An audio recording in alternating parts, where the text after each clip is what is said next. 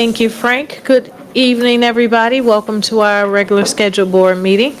Tonight, the time is now 6:01 p.m., and we are going to call this meeting to order.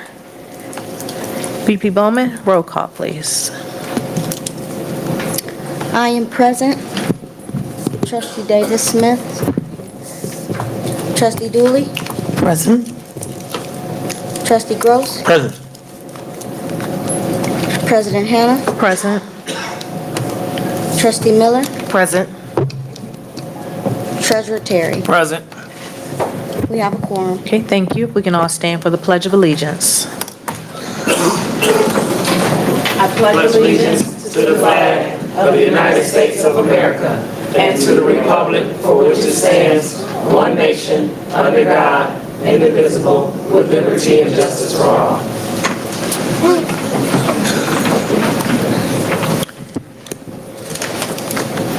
Can I get a motion to amend the agenda as approved to add closed session to the agenda after board comments and announcements? So moved. Support. Thank you. It's been moved by Trustee Dooley, supported by Trustee Gross, to amend the agenda to add closed session item after board comments and announcements. Any questions? Yes. Today? Yes.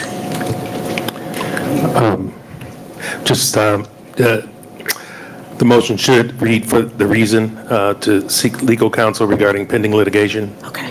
Yeah. Thank you. I mean, you can just say That's the it's reason added. why. Yeah, it's added. What am I putting on there? To discuss pending litigation, update of pending litigation. Any other questions, comments? Thank you. Roll call. Proceed.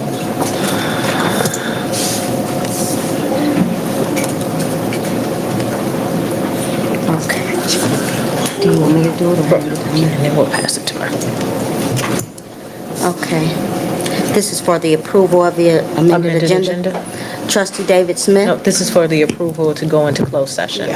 Closed session. Yep, just Okay. closed session. Yes. Do I write it on this one? You can write it over there. Yeah. Approval to go into closed session.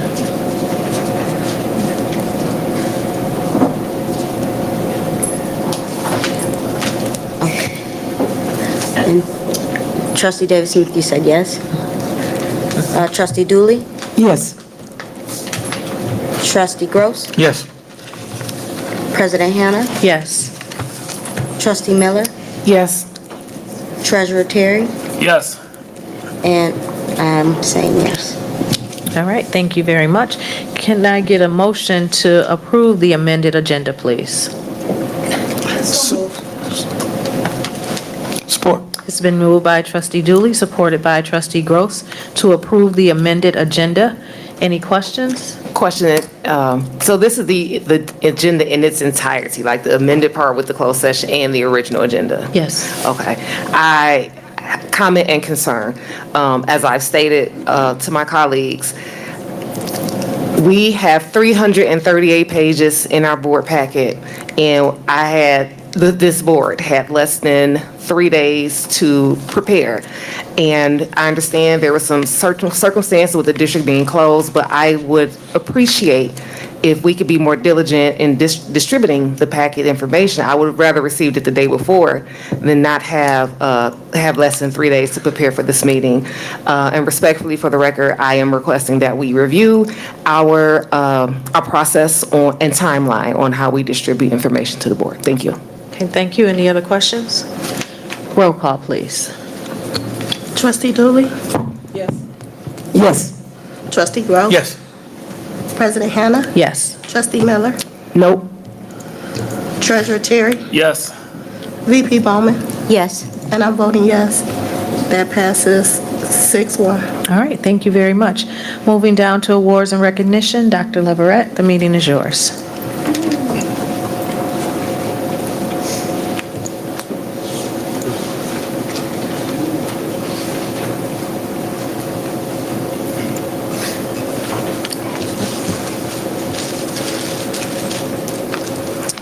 Thank you, President Hannah, Board Trustees.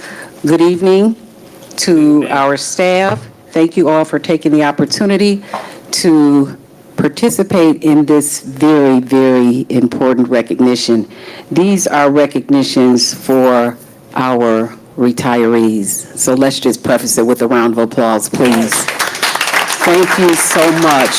On behalf of Pontiac School District, the Board of Education, your tireless commitment to the profession. Thank you from the bottom of our hearts. Your time, your resources, your dedication, and I don't think people truly understand that teaching is truly an art form.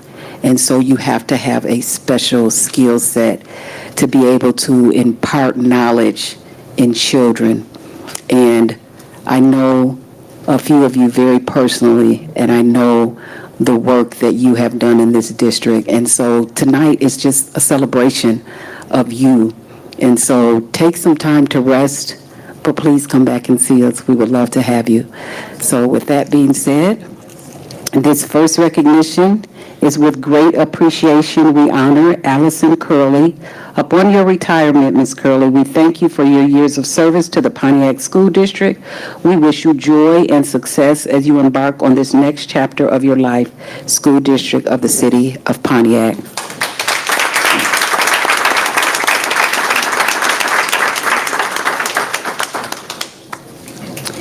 Ann Driscoll.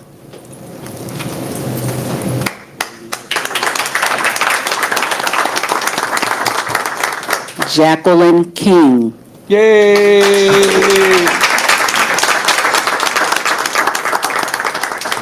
We grew up together. One of the best athletes.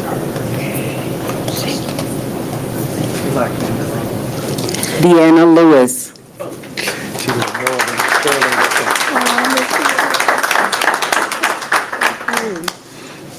sterling. Kimberly Makowski.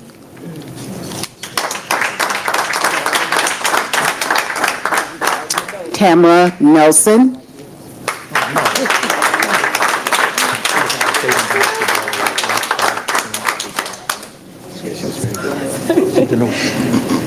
Diane Thompson.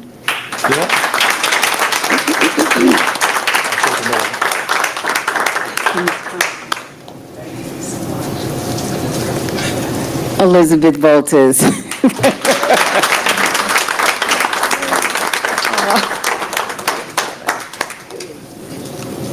And we'll turn it over to the board for comments. Thank you, Dr. Leverett. I'll start. Trustee Dooley. I want to welcome you guys to retirement, but I also extend an invitation once that time period goes, come back and see us. Personally, to Ms. Curley and Baltus, I had the opportunity of working side by side for many years with them. So enjoy. To Tamara and Womack. Thompson, okay, well, let's show you how far we go back. We work. And these two young ladies, I did not have the opportunity, but because you help represent and have taught our students, I appreciate you, and I say good luck into all your endeavors as you embrace retirement.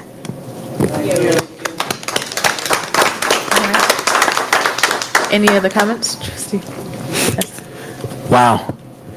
It's so good to see all of you. You look too young to retire, so come back next year. I am so elated to see the smiles on your face, Tamara. So it's wonderful, and we talk about this all the time at church. And I just want to say something real quick about Miss King, if I can.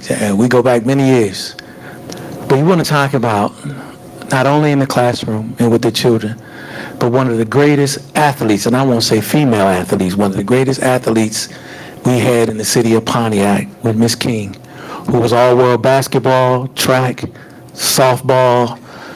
She probably could have played golf, tennis, all of the above. And she did extremely well, but I won't say a downfall, but she went to Northern. But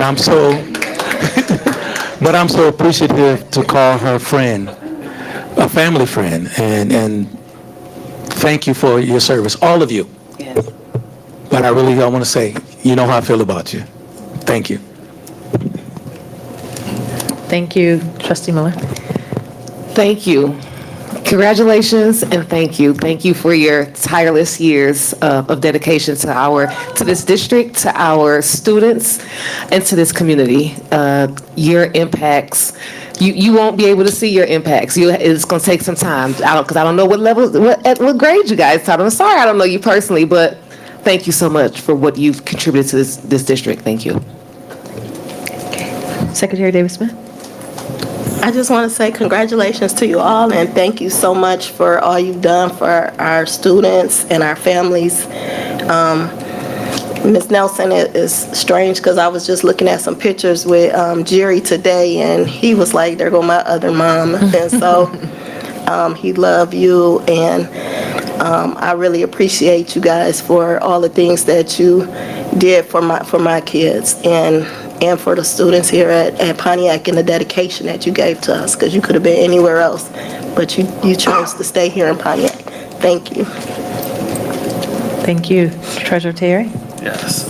Good evening. I also want to say congratulations. This is a major milestone in your life to get to that retirement age. So I just want to say I appreciate all your services and everything you've done for the district, all your commitment, all your hard work, and I'm sure that you left some examples out there for the other teachers that's still here. So once again, congratulations. I wish you the best on whatever else you decide to do from here on out. Go out there, enjoy your life, live it up, sleep in, enjoy your coffee, early mornings, all that fun stuff. So congratulations again. Thank you. VP Bowman. We can't say it enough. Thank you for your tireless years of service, for giving, because that's what you all have done. You have given your lives, yourselves, your families, you've given yourself to this community and to our students, and for that, thank you so much, because oftentimes we know jobs are thankless and we don't see the results of our hard work. But I know every time you're out in the community, someone says, thank you, I love you, and you're appreciated, because we know that there's heavy lifting to do and you losing all of these years of knowledge. But I just hope that you all will lean back and reach back and in some capacity, but we appreciate the time that you have given. We appreciate the love that you've shown to this community and to our students. We can't thank you enough, but we're grateful for your service. All right. Congratulations, and those who take shots, do one for me. But just, in that time on the beach, think of us, think of me, and enjoy. All right. Now to the retiring class of 2025.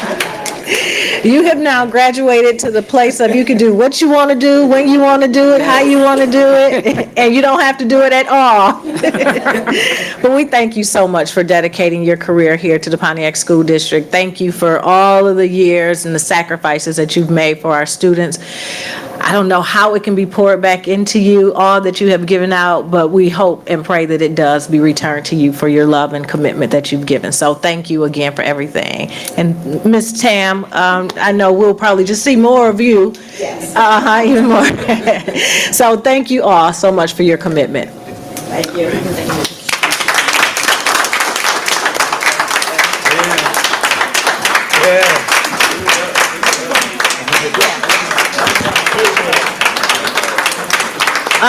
Retirees, before you leave, if we can grab a quick picture. Yep, we'll come right up front.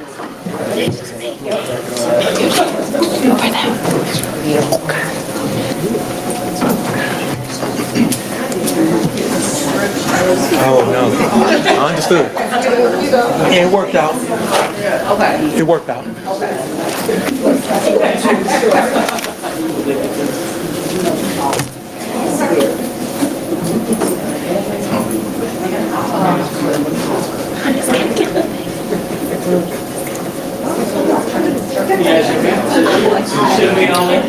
Hold on, you're missing one.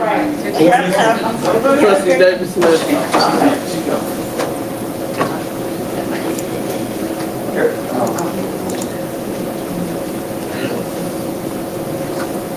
Guys over here, please.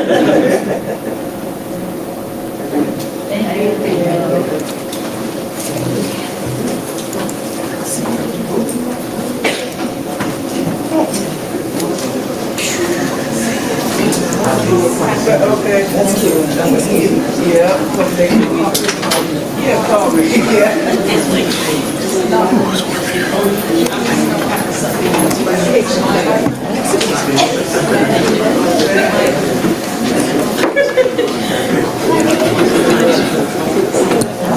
All right, thank you.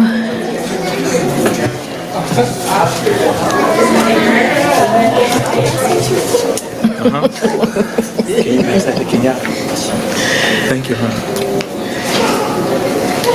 All right, trustees, as we continue on with our agenda, next is recognition of the elected official, and good evening again to our trustees. I don't see any other elected officials in the audience, so we'll move on. Can I get a motion to accept the consent agenda items? So moved. Support. It's been moved by trustee Gross, supported by treasurer Terry, to approve the consent agenda items. Any questions? Yes. No? No questions? Okay. Roll call, please. Trustee Gross, Yes. President Hannah, Yes. Trustee Miller, Yes. Treasurer Terry, Yes. VP Bowman. Yes. I'm voting yes. Trustee Dooley. Yes. That passes 7-0. All right, thank you very much. Moving down the agenda under regular working agenda, Board of Education. Let me get my notes. All right. Interim superintendent evaluation. The interim superintendent was recently evaluated by the Pontiac School District Board of Education, where she received the ranking of effective. During this meeting on June 17, 2025, when the interim superintendent's evaluation process was completed by the Board of Education, members of the Board of Education recognized that the interim superintendent had achieved the objectives that she and the Board of Education previously agreed to. It is the recommendation that the Board of Education approve interim superintendent's evaluation for the fiscal year of 2024/2025.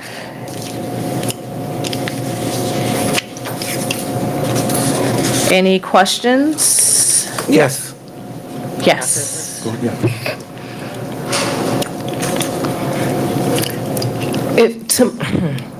Didn't we vote Yes, that's on this at we came out of closed session That's for correct. board governance? We already voted on this. Yes, we did. We came out of closed session, we came back into board governance, and we've already voted on this. That's my question, because I thought we voted because the evaluation was effective, and we voted for it that evening Okay. you're after right. we came out of closed I session. wasn't- I No, wasn't I'm just saying to you, so we. Yes. We did vote on this. Yes. We did vote. So I'd like to make a statement regarding it, if we did vote. Yes. So it has already been established that we did vote. However, this evaluation was by consensus. It was not an individual vote. I just want that to be on record, that this was by consensus. It was not individual voting. Okay. Any other questions?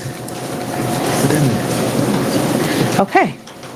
All right, next item of discussion is for the, so we don't have to vote again? No. Point of order. Point of, yes. It just clarified to me that we may have voted to send it forward to be voted upon here at tonight's meeting. It was a consensus to vote. But Can I help you, trustee Gross? We did vote to move it forward, but we have to vote and put it on record in the public's eye. Because I know we voted it was effective. Yeah, and we even had the language that was suggested that we use to announce it, essentially, to say that she was, that the board has rated her as effective, because that, it was announced once we voted, and then President Hannah said we're voting, because that was a public meeting that we had, board governance. Yeah, yes, I mean, but it was, it was a public meeting, so we were, in board governance, we are allowed to vote, and unless my memory serves me incorrectly, we already voted and approved of this, her evaluation.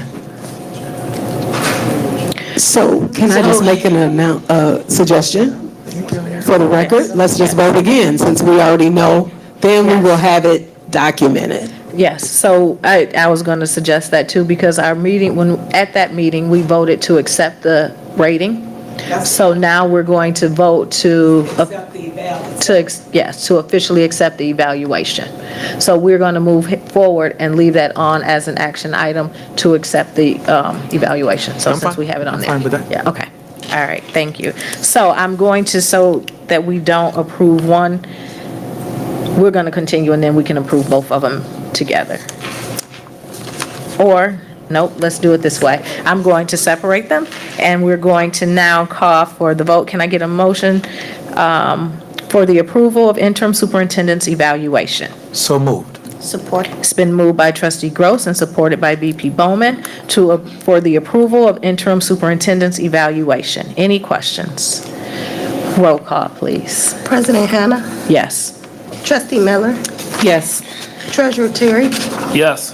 VP Bowman. Yes. I'm voting yes. Trustee Dooley Yes. and Trustee Gross. Yes. That passes 7-0. All right, thank you very much. Madam Chair? Yes. If I may, prior to the next item, can you say publicly and on camera what it was? Yes, so Dr. Leverette's evaluation rated effective. Thank you. Yes, you're welcome. Thank you. Okay, next item is the appointment of Dr. Kimberly Leverette as Superintendent of Pontiac School District.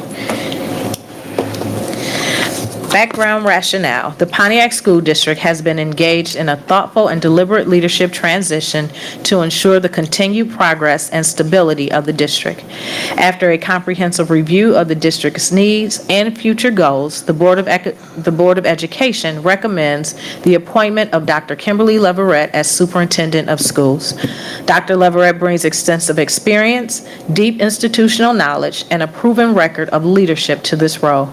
She has successfully served as the Assistant Superintendent of Curriculum and Instruction for 7 years, where she has led significant academic improvements, supported the professional development of staff, and fostered a culture of continuous growth and high expectations for students and educators alike. Under her leadership, the district has seen measurable progress in curriculum alignment, instructional practices, and student achievement. Since January of 2024, Dr. Leverette has served as interim superintendent, providing steady and effective leadership during this critical period of transition. During her tenure as interim superintendent, she has maintained strong relationships with staff, families, and community stakeholders while continuing to advance the district's academic and operational priorities. Her leadership has reinforced a commitment to student success, financial stewardship, and the creation of safe and supportive learning environments. Appointing Dr. Leverette as superintendent provides the Pontiac School District with a leader who is deeply committed to the community, fully invested in the success of its students, and uniquely positioned to lead the district forward. Her experience demonstrated competence and vision for the future, making her the right choice to guide the Pontiac School District to its next chapter of excellence and growth. It is the recommendation of the Board of Education that we approve the superintendent contract for Dr. Kimberly Leverette as superintendent of Pontiac School District for fiscal years 2026 and 2027 in an amount not to exceed $200,000 for school year 25-26 and $207,000 for school year 26-27. All right, trustees. there any When did questions? we agree to the length of the contract? Attorney Seegers, do you want to share that? I don't know, you all nobody's agreed to anything yet because you all haven't voted on it. However, Mr. Romberg, who is negotiating the contract on behalf of Dr. Leverett, indicated that pursuant to an ORS, Office of Retirement Service Regulation, it is required that a superintendent contract be for multiple years. And the shortest amount of time that could be is 2 years.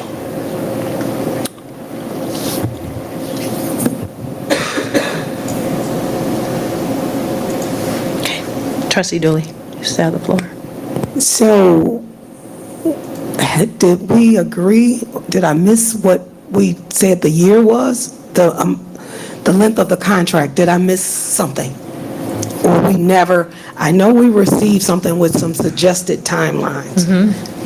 Was there a consensus that I missed? There was a consensus of those 2 years, but based on the recommendation from, that it needed to be multiple years, then that aligned with what the consensus was. So what is the length that we're extending the contract? Because she's not being appointed, she's being voted in. Yes, it'll be 2 years. The term would be a 2-year contract. Any other questions or comments? Yes, respectfully to this dais and to Dr. Leverett, as I've stated, I have some concerns, and being that I work for and advocate for the community, I would wouldn't do my due diligence to ask that we table this vote pursuant to, look, in the interview, there were some questions that went unanswered, and there were some gaps, and there weren't specific goals and outcomes that can be measured. Even when the question was asked regarding the 90-day plan, it was answered, but I just want to be able to speak with the rest of the trust. Well, we can vote on it.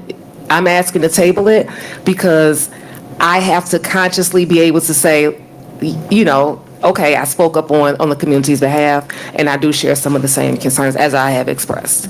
So I respectfully ask that we vote to table this until we can get some, so we can get some Dr. Leverett can provide us some clarity and some more substance to the answers to her interview questions that she answered last week. And with that being said, I'd like to make a motion to table this. Can I get a second? I'm sorry, a second. It's been moved by Trustee Dooley and supported by Trustee Miller to table the appointment of Dr. Kimberly Leverett as Superintendent of Pontiac School District. Vote. Any questions? Roll call. Trustee Miller, Yes. Trustee Terry, No. Trustee Bowman, No. I'm voting no. Trustee Dooley, Yes. Yes. Yes. Trustee Gross, No. and President Hammer. No. That passes 5-2. Thank you. Okay, now we'll move down to action item. Can I get a motion for the approval of the appointment of Dr. Kimberly Leverett as Superintendent of the Pontiac School District? So moved. Support. It's been moved by VP Bowman and supported by Trustee Gross for the approval of appointment of Dr. Kimberly Leverett as Superintendent of Pontiac School District. Any questions? No question, but another comment. I want to be clear from this side of the table, this is not any indication of a lack of support for Dr. Leverett. It's just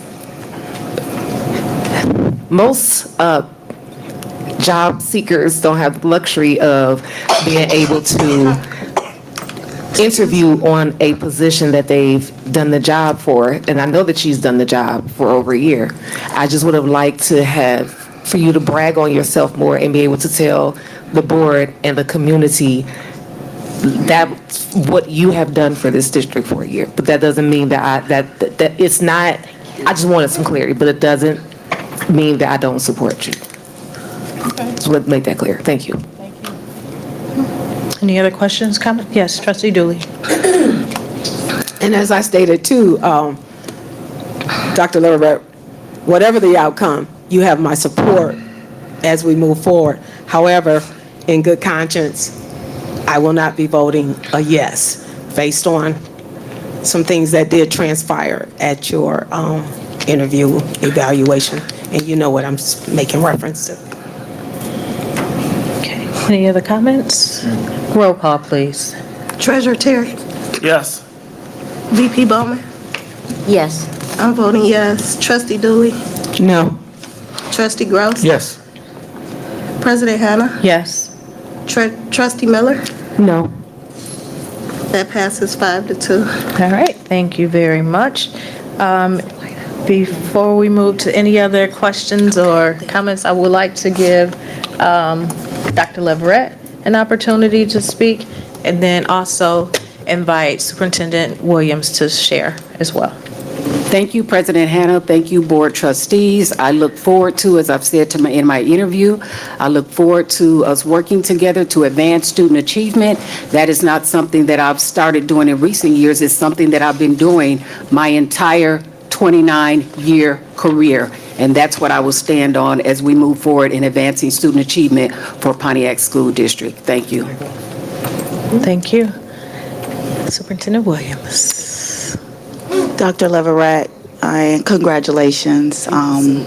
Congratulations to the board. I am very happy to be able to stand here and to say I feel positive that you all have made a great choice in Dr. Leverett and her leadership. With that being said, it is a tall order to be a superintendent in the Pontiac School District.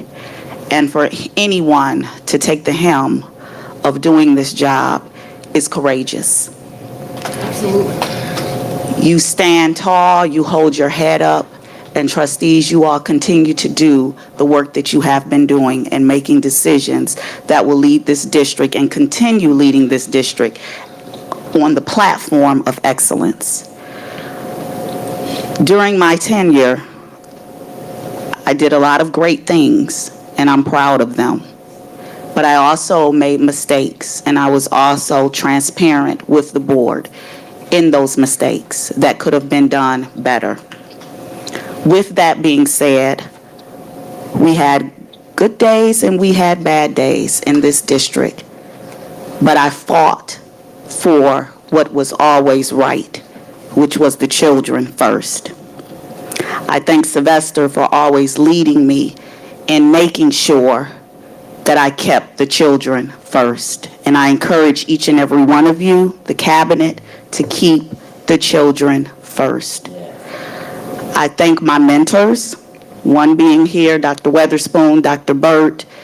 I stood on their shoulders and learned many things, learned how to speak to the legislators to make sure that Pontiac was not forgotten, and to encourage them to always put us first in the discussion when he talked about what urban districts needed. And some people take offense when we talk about urban districts and urban children, but it's a fact, and we stand tall with our heads up to say we serve an urban community, and that looks different from the surrounding districts. So with that being said, you all know what these children need, and you demand it. And if it takes driving to Lansing, and Sylvester knows how many times I would drive to Lansing to fight for these children. Keep the fight in you. Dr. Leverett has shown me over the last couple of weeks she has that fight in her, and I wanted to see that because that was my only thing. I said, girl, you better get that fight in you, and she showed me it is there. And I feel good about passing the baton to Dr. Kimberly Leverett. Thank you, trustees. Thank you so much for having my back. We had some hard times. We had some tough discussions. I encouraged the two, and I don't call you all new trustees anymore. You are veterans now because you all have had some courageous conversations. But I thank you all, and I encourage you all to work together, collaborate. It takes a team effort to do this job, and it is thankless. No one is going to say thank you, and no one is going to say you did a great job. Very few times. Cabinet, the same for you. But you all know what you do every day. You know what you take home, and you know what you have sleepless nights over. So make sure that when you think about those things, you continue to put children first. With that, I want to pass the baton to Dr. Leverett, and I also, from Sylvester and I to Cynthia, please come up. Cynthia, you were my backbone. Aww. When I needed to cry, when I needed to shout, you were right there. Right. Dr. Leverett, please come up too.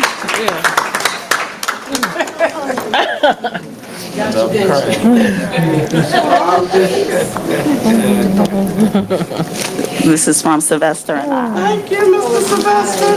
This is from.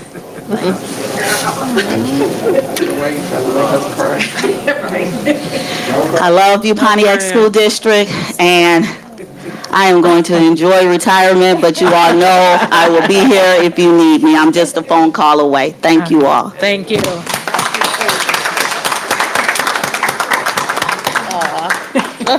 No tears. All right. Okay, let's get it together.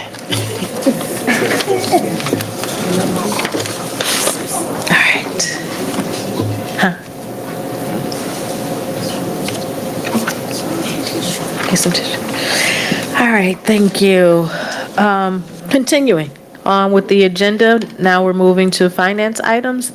Dr. Leverett?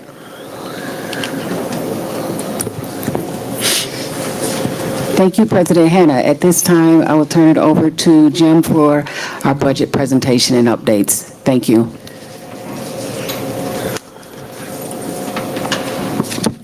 Thank you, Superintendent, Board of Trustees. Tonight, we're going to discuss let me get to the right page, the proposed 2025-26 budget. This is a public hearing for the community for their feedback if they have anything on the budget requests. So do I have a clicker here, Cynthia, or do you want to? I'll be your clicker. Okay, all right. So I know some of this was shared last meeting, so I won't go through every item, but the purpose of the public hearing is to provide community support, allow them opportunity to give suggestions or concerns regarding the budget, and also discuss the underlying tax levy that is part of the budget. And again, the board cannot adopt its proposed budget until after the public hearing. So a brief outline, we're going to talk about the purpose of the public hearing, quickly talk about the budget process, quickly the accounting fund explanation, have a summary of the general fund budget, and go through the other remaining funds. And then we'll discuss the tax information portion of the public hearing, and then the next steps after this evening. So you can see grab this. The budget cycle before you. It's actually an ongoing process. The budget is a very dynamic instrument. You start with a new fiscal year. You have the audit then of the prior year. Then you amend the budget based on partially your audit findings, partially new information such as the state aid budget, maybe enrollment numbers, things that have changed. And that usually happens in this district in December. We usually have the first amendment. And then there's also a final amendment later in the year, usually in May or June. Also concurrently in the spring, we start the budget development process. And then we start, actually right now, starting really tomorrow, we're going to start closing out the general ledger to prepare for the audit, which usually occurs just after Labor Day. So budget process and timeline, again, briefly, really starts off with the first of the year. There's an estimate from the state regarding revenues, current year and proposed revenues, and a lot of districts use that to start looking at their budget. The governor usually is the first entity to release their budget, which usually occurs in February. Then we have meetings with department heads and principals. In April, we get the estimated tax revenues. And then that allows us to update our wage and benefit projections. And then if there's any new requests, we include that. And then in May, we have a internal meeting. Then there's a draft presentation, usually at the board retreat, which occurred this year in May. And then that is updated if there's any changes to that. And then we have usually a public hearing. There was one on June 9th. We have another one tonight, second reading of the public hearing. And then again, after that, we can adopt the budget and the tax rates. So there's also, as the board knows, and it's also for the community, there is a very lengthy budget that's on the website that has a lot more detail than the summary tonight. But this dictates how we develop our account structure. And it just shows, and if you were to look at the budget, you'd see these different categories. I won't go into a lot of explanation, but a big area is function. Function is like, you might have business office as a function, maintenance as a function. So the budget's developed really on a functional basis, and throughout all the different funds that we have. These are all our different funds. The general fund is actually made up of a number of sub-funds. We have the general fund, we have the special education fund, we have the grant fund, we have athletics, and those are actually sub-funds within the general fund. Then we have our special revenue fund, so we have our food service fund, our student activity funds, and then we have our debt service funds and capital funds. Now, this list is actually a generic list that the state provides. We don't necessarily have all these different funds, but this is a category that are used. And again, we have a fund 810, which is our internal service fund for costs for workers' comp, property and casualty insurance, and unemployment.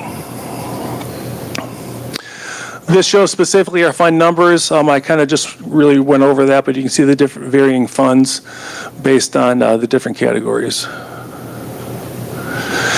This is a state aid status report, and it's just an example. This is the April report, but you can see this is what dictates our state funding, and you can see this area here are the categoricals, and you can see this number almost $22 million.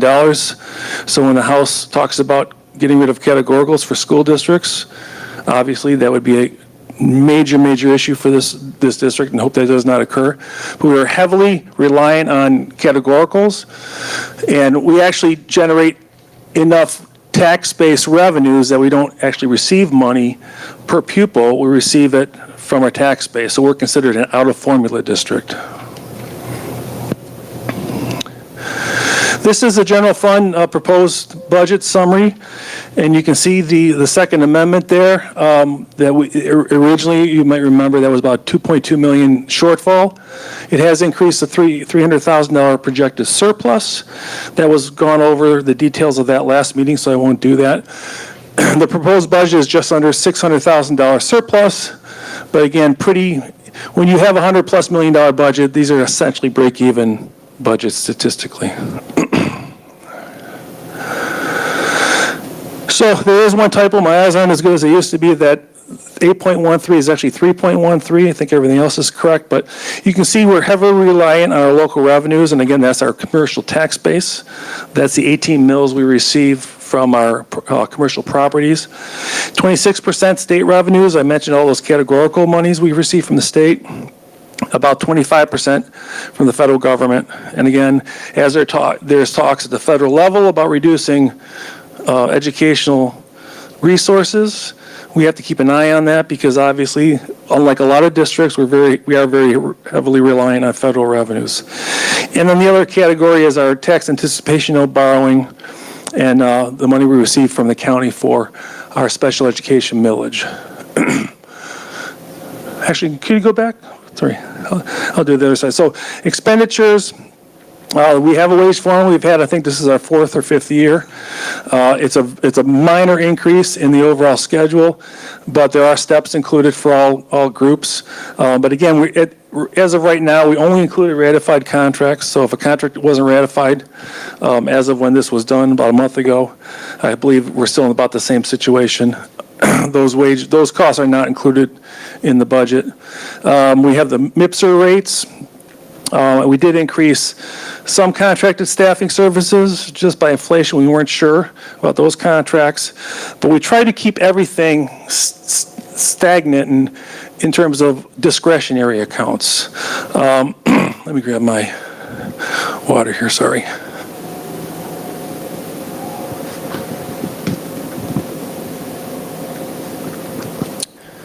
So on April 22nd, I had a board retreat in this building, and one of the things I talked about is the structural deficit the district had, and a couple $1 million we need to try to figure out a way to right-size the budget. And so as I shared at that retreat, which is about 2 months ago, that I was going to develop the budget trying to keep discretionary costs the same to try to help balance the budget. So that was done. It went through the process here. It is good news, and I think this was shared with the budget amendment. We are reducing the TAN to $4.5 million, and our goal has always been to get that to zero.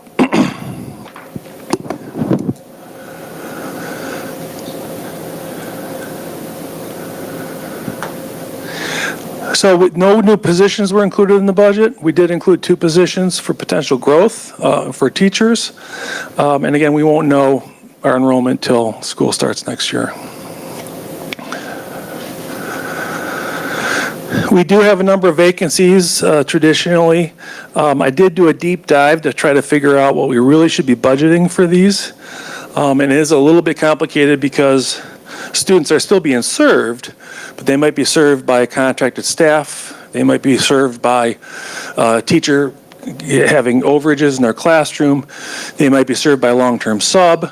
So there are costs that would be avoided if we did have full-time staff. So that's why these numbers have been adjusted down to what I believe the real impact would be next year, depending on the hiring that goes on.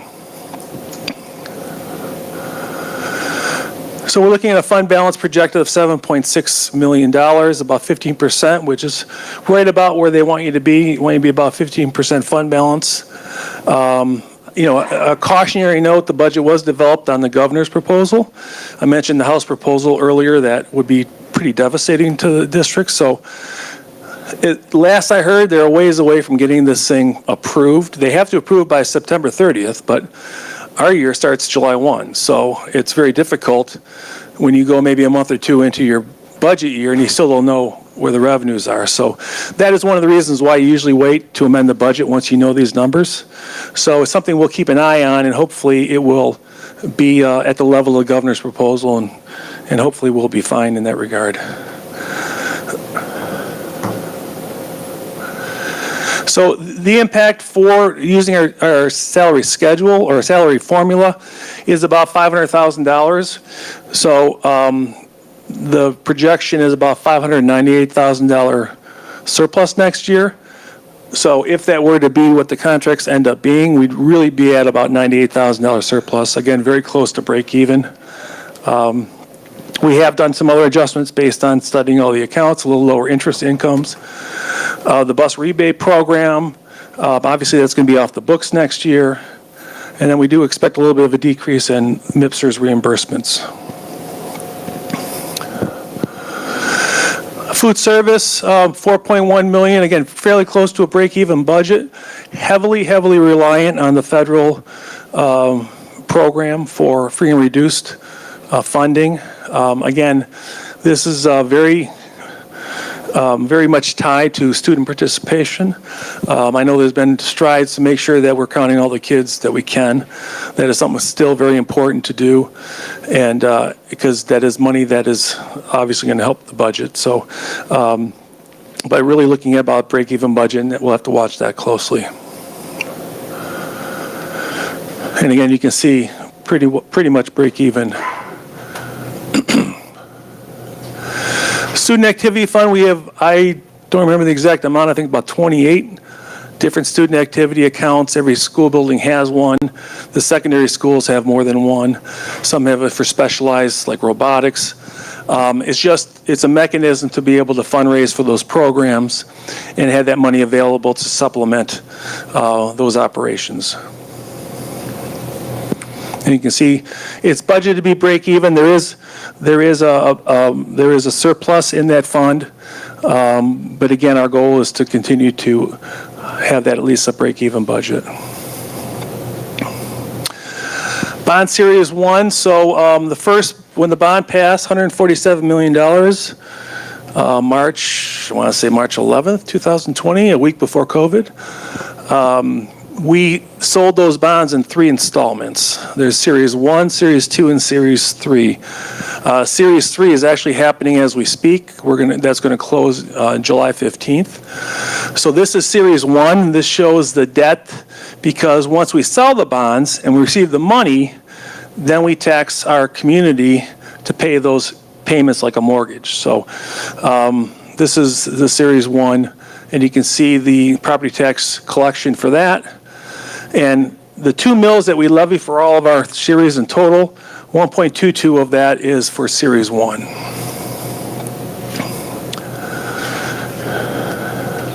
And you can see we do carry a little bit of a surplus, which you want to do because the tax revenues do not always come in right away, and actually you don't get a big chunk till May. So if you are having operations for cash flow, you want to make sure you have money in the bank. Series 2, very similar. The portion of that in the 2 mills is 0.41 mills. There is a little bit of interest income we also have as the money is sitting in the bank. We make sure that works for us. And again, our payments to the bondholders come out of those in November and May. And again, similar situation, surplus for cash flow. Series 3, that was sold. Again, we're going to close July 15th. That portion of the 2 mills is 0.37. So again, all 3 of those together equal 2 mills. And we have a payment of $1.3 million that is going to occur in November and May this year coming up. And this is a brand new fund, so we budgeted the actual sale, and the proceeds again will be here hopefully July 15th. Sinking fund, this coming year is the 5th year of the 5-year sinking fund. There's an agenda item coming up to kind of talk about what's next here. But we get about $3 million from the sinking fund annually, and also some interest earnings, and that tax actually was slightly reduced. The 0.8 mils is because of the Headley. It's a process where you have to reduce your taxes through this formula. So it's slightly lower at 0.7980, but still generates about $3 million. And basically that can be used very similar to a bond issue. You can use it for construction. Usually not big projects because it's $3 million. You can't really build a building with it, but you can do smaller portions of that. And the nice thing about sinking fund is you can pay for repairs, which you cannot do with bond funds. So it's always good to budget a certain amount every year for repairs.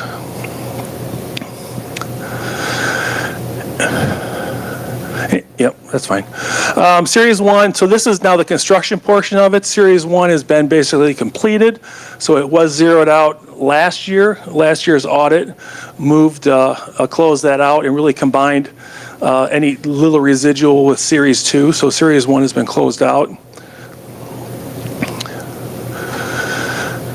And then you can see Series 2 also is basically about closed out. There may be a little bit of residual left with Series 2, but basically that's about fully spent.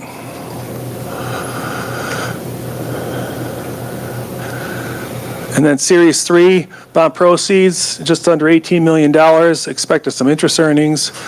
And the goal is to, and I really want to do this month in July, but look at the outstanding bills we've had for some projects that we're discussing with contractors, clear that up. Any remaining bills for current projects that SACSI is working on.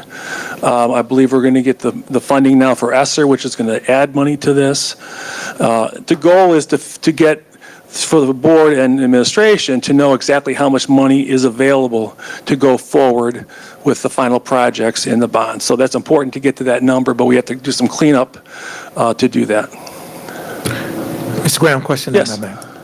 I know that there are some stipulations as it pertains to how the bond money can be spent. But are there stipulations on the interest that's obtained from the bond money? It's the same thing, yeah. Same stipulation? It's guilt by association, I guess. So yeah, it follows the bond proceeds, yes. Thank you. Yeah.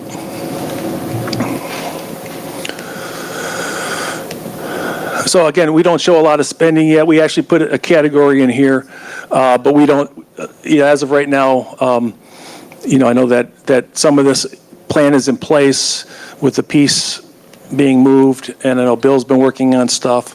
But the big key is to figure out truly what resources are available to make sure we don't overcommit a project and we can serve the students as best we can. So then Fund 810 is a risk-related fund. Again, the costs for general liability insurance, workers' comp, unemployment, those are paid out of this Fund 810. It's funded by a transfer from the general fund, so that is in the budget to transfer that. And it's a way to isolate these costs, so we can they're big costs, we can track them separately.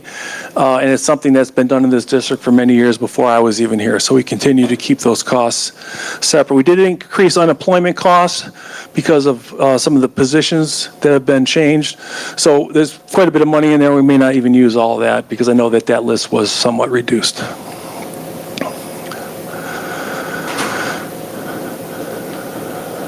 Okay, and now the tax portion of the public hearing. Again, this will be a little bit redundant, but I will go through the tax calculations. So, Questions for each section of his proposal opposed to including the whole thing? Yes, did you have a question now, Trustee Dooley?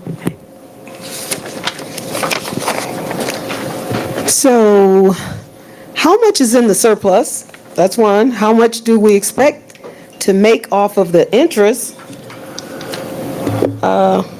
Those two I can go for. we can go back to that slide if we can. It shows the surplus $300,000 estimate for fiscal year 24-25. A little further back. It was the first chart, Cynthia. Oh, you don't have to go back through it. If you know. It's okay. It's okay. Those are important numbers, so no worries. We'll highlight them again. Yep. Keep going. Keep going. Right there. Oh, yeah.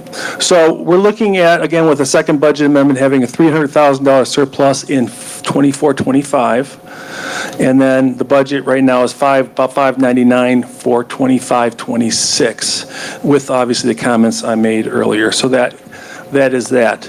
I'd have to look at the spreadsheet to tell you the actual interest. I know I reduced the interest estimate because of concern the rates may go down.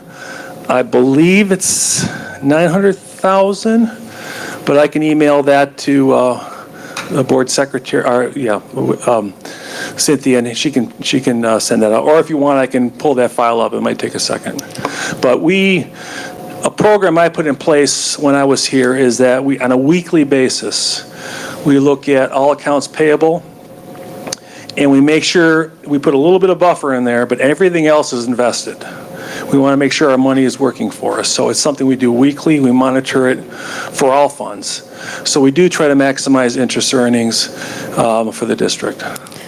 Also, one of the presentations, if I recall properly, we were at a 2.9 in the black. Where's that money? I'm not 2.9 million. Well, I know that going back to a year ago, there was talk of I believe they were referring to possibly the structural deficit. It sounds about the dollar amount, Yes. 2.9 million. Yes. We have 3,500 account numbers. So there is obviously going to be pluses and minuses on that. So, I mean, one of the big things in the budget is, again, we have the $2 million in this budget that we set aside for budget reductions. I know a big chunk of that is moving to contracted staff, long-term subs, to contracting out custodial. So there are things that were done to basically offset that. And so really, that 2.9 is now a positive number. Yeah. But again, if everybody gets the formula, if we ratify contracts like we have, that's basically about $100,000. So we're cutting it pretty thin. And that's, again, why I came to the board 2 months ago and said we really need to try to freeze office supplies, anything that people have control over. And through all those different machinations, I think we've addressed the structural deficit. But here's the thing, we don't know what's going to happen now with the federal government and obviously the state budget. So we're good as we stand today. I think we've addressed it, but stay tuned. There was something on there that talked about $500,000 coming back as a savings from the consultants. What's that about? Yes. That was the consultants used this last year. That was everything that came out of that account. I analyzed those costs. So we obviously those Superintendent Williams is leaving. Dr. Weatherspoon is leaving. So that's anticipated money. Yes. Yeah. And there's other things that came out of there, but those are big chunks. But that is not the $500,000 that the board approved for earlier, maybe 2 months ago, if it's been that long. That's not that same $500,000. This is a reduction, so this isn't an approval of anything. Thank you. Yeah. Thank you. Any other questions for this portion? Okay. Okay. All the way back. All the way forward to the tax stuff. So, ooh. There we go. Oop. Gotta be quick, I guess. I'm going to slide over here a little bit, change my arms, getting tired. So I mentioned earlier that Pontiac's an out-of-formula district. We're actually the largest out-of-formula district in the state of Michigan. We generate more money through our commercial tax base than we would get on a per-pupil basis. So we're not impacted by number of students. Like probably 95% of school districts are. We do receive money per student for special ed, at-risk and things like that, but the general per pupil funding, we do not get any money from the state on that because we generate more than that from our tax base. So we're very heavily reliant on our tax base. So we did, a couple years ago, we added, I think, 2 mills because we want to make sure we can levy our full 18 mills. I mentioned earlier that the sinking fund has dropped a little bit lower to the 0.7980. So the millage is always subject to a small reduction. So we actually have an authorized amount of 19.89 mills just in case we get rollbacks. We want to make sure we can levy the full 18 mills for the benefit of our students. So that's about $44.4 million for that, about $2.9 million or so for the sinking fund, and then the 2 mills I mentioned for our debt is about cumulatively about $7.4 million. The rates have not changed for next year. They're still the 18 mills, the 0.7980, and the 2 mills for the debt. They remain the same as the current year. This shows the 4029 form, and this is merely the legal form we have to give to our 8 communities who collect our taxes. And you can see the varying votes. And what's highlighted here is the sinking fund, and again, that's coming up on the agenda. That does expire with the levy this summer. This is old, but I will say that every 3 years, Oakland County updates their average taxpayer. So this should be able to be updated next year. But what it does show, and again, I don't think these numbers have changed drastically, but it shows with the 28 districts in Oakland County, Pontiac, the millage rates is the lowest. I mean, in terms of the impact on our taxpayers, it's the lowest millage rate in the county. And I think it's important to note that for our taxpayers that, we're doing a lot, even though the millage rates are at the lowest portion. And this, again, would be updated hopefully this year, but it shows the average tax bill by community. And again, Pontiac, the average tax bill is much lower than the rest of the county. And again, it will vary based on your property. Obviously, the property value will change. But this is something that is submitted by the county, and they come up with this average tax bill by community, which will be updated. So next steps, tonight we're doing the public hearing, and we're going to ask for the budget adoption. We'll have the audit results in November. The First Amendment in January, December timeframe, and then the Second Amendment in the May, June timeframe. Now, of course, if the board wants to amend the budget earlier, obviously if the state aid comes through and it's a drastic good or bad, the board may request to have an amendment done earlier sometime in the fall if those numbers are drastically different. So that you can have as many amendments as you want, but generally 2 amendments are the standard. And that's it. So thank you. Thank you. All right, Trustee Dooley, before we open it for public comments. Jim, can a district homeowners take on additional added responsibility, which changes the variation? I know Pontiac is the lowest, and some of those higher districts, do they not have the opportunity to take on additional responsibility to increase the revenue for their particular school district? Well, what I always tell people, because a lot of the, and I'll get to your answer, but it's a bigger discussion. The state aid budget, when everybody passed Proposal A in 1994, everybody understood that the money went to public schools. But there's a caveat in there about K-14 schools. So that was used by community colleges to say, hey, we want a piece of that. And then pretty soon the universities got a piece of that. So universities, and I'm not knocking universities, but they have tuition, they have tax revenues now, they have fundraising. Community colleges have tuition, they've got millages, they can do fundraising. We don't have a lot of options. So as a school district, the only thing we can ask our voters for is you can do what's called enhancement millage. And I think up to 3 mills at some counties do that. You can do a special education millage. But those are county-wide. So if that were to happen, it would affect all the communities within Oakland County would have an increase in their taxes. But that's the only mechanism to change really the taxes besides your local assessor saying your house is now worth more than it was before. And if it does, everybody's taxes go up a little bit, but there's really no mechanism for taxpayers to, I guess, voluntarily or, pay more towards the school district.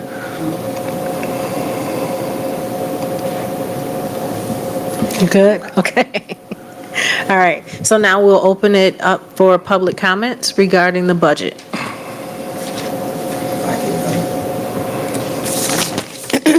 I have been on this board. We're going to have board comments in a minute. Now it's just for the public. I'm sorry. That's okay.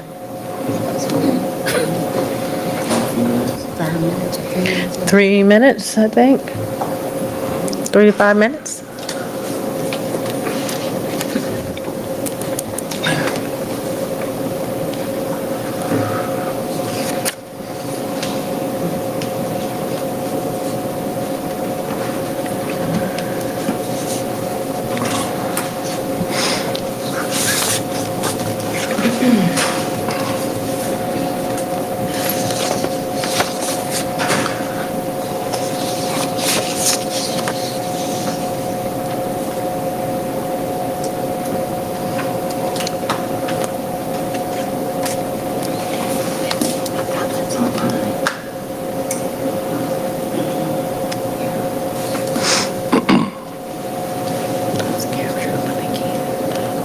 Frank, are you able to see if anyone makes comments online? Okay.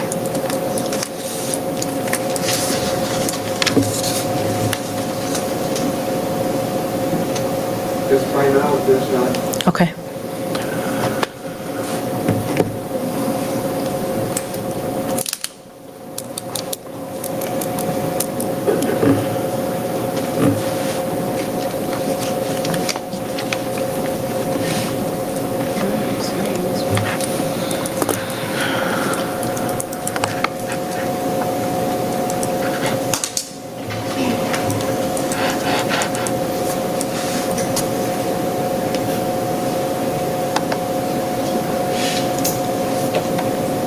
Give it 2 more minutes.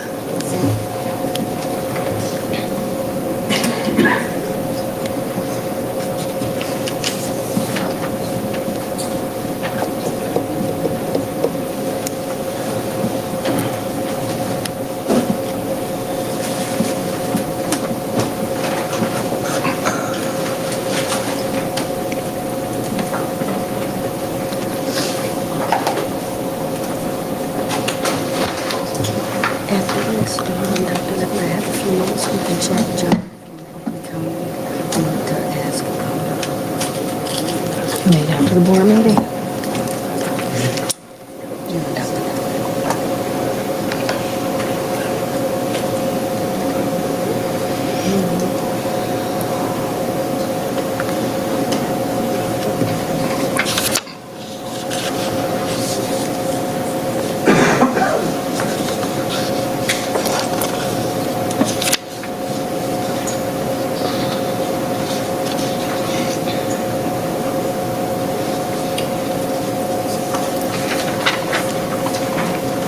Nothing?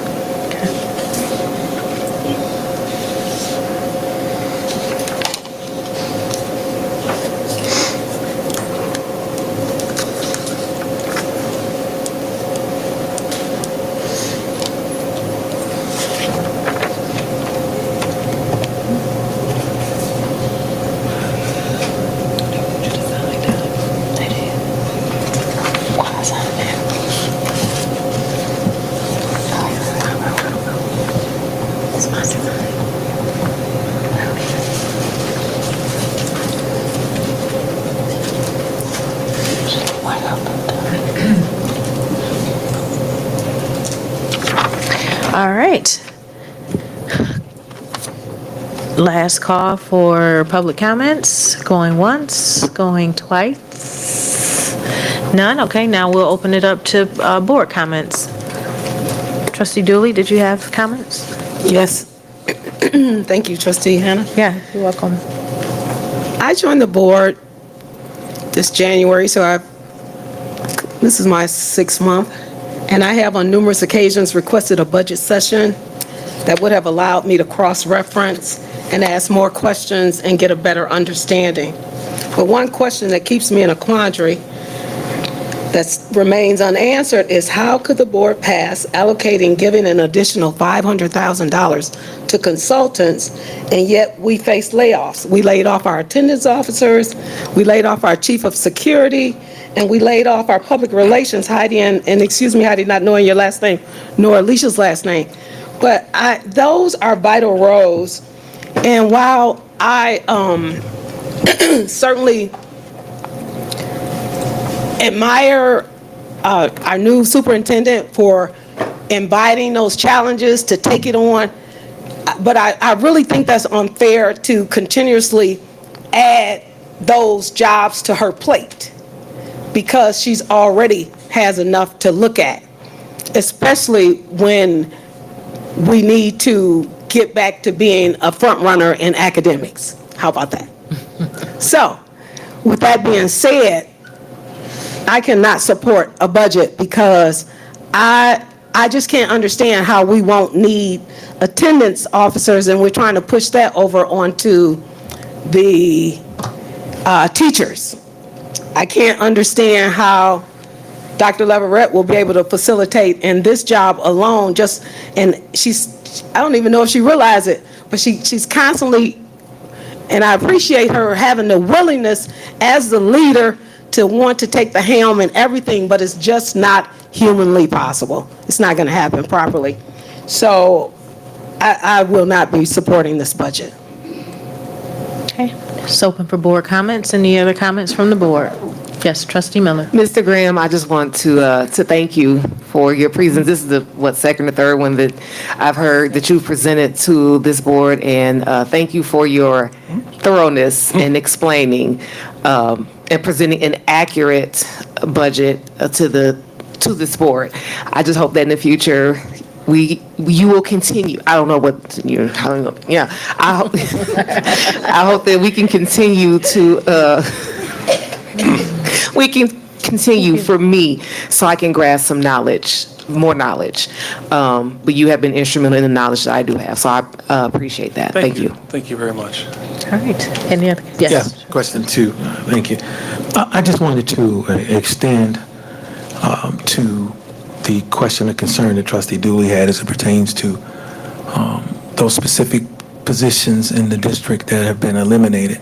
All I'm asking from this point forward, prior to us getting back in the fall, if we could, and I don't want it for selfish reasons, I think the entire board, it's just my opinion, that we should have a concrete plan on how we're going to deal with the communications, the manager of security positions, and the attendants, actually be able to view a concrete plan of where you're going and how we're going to deal with those situations. Because, as you know,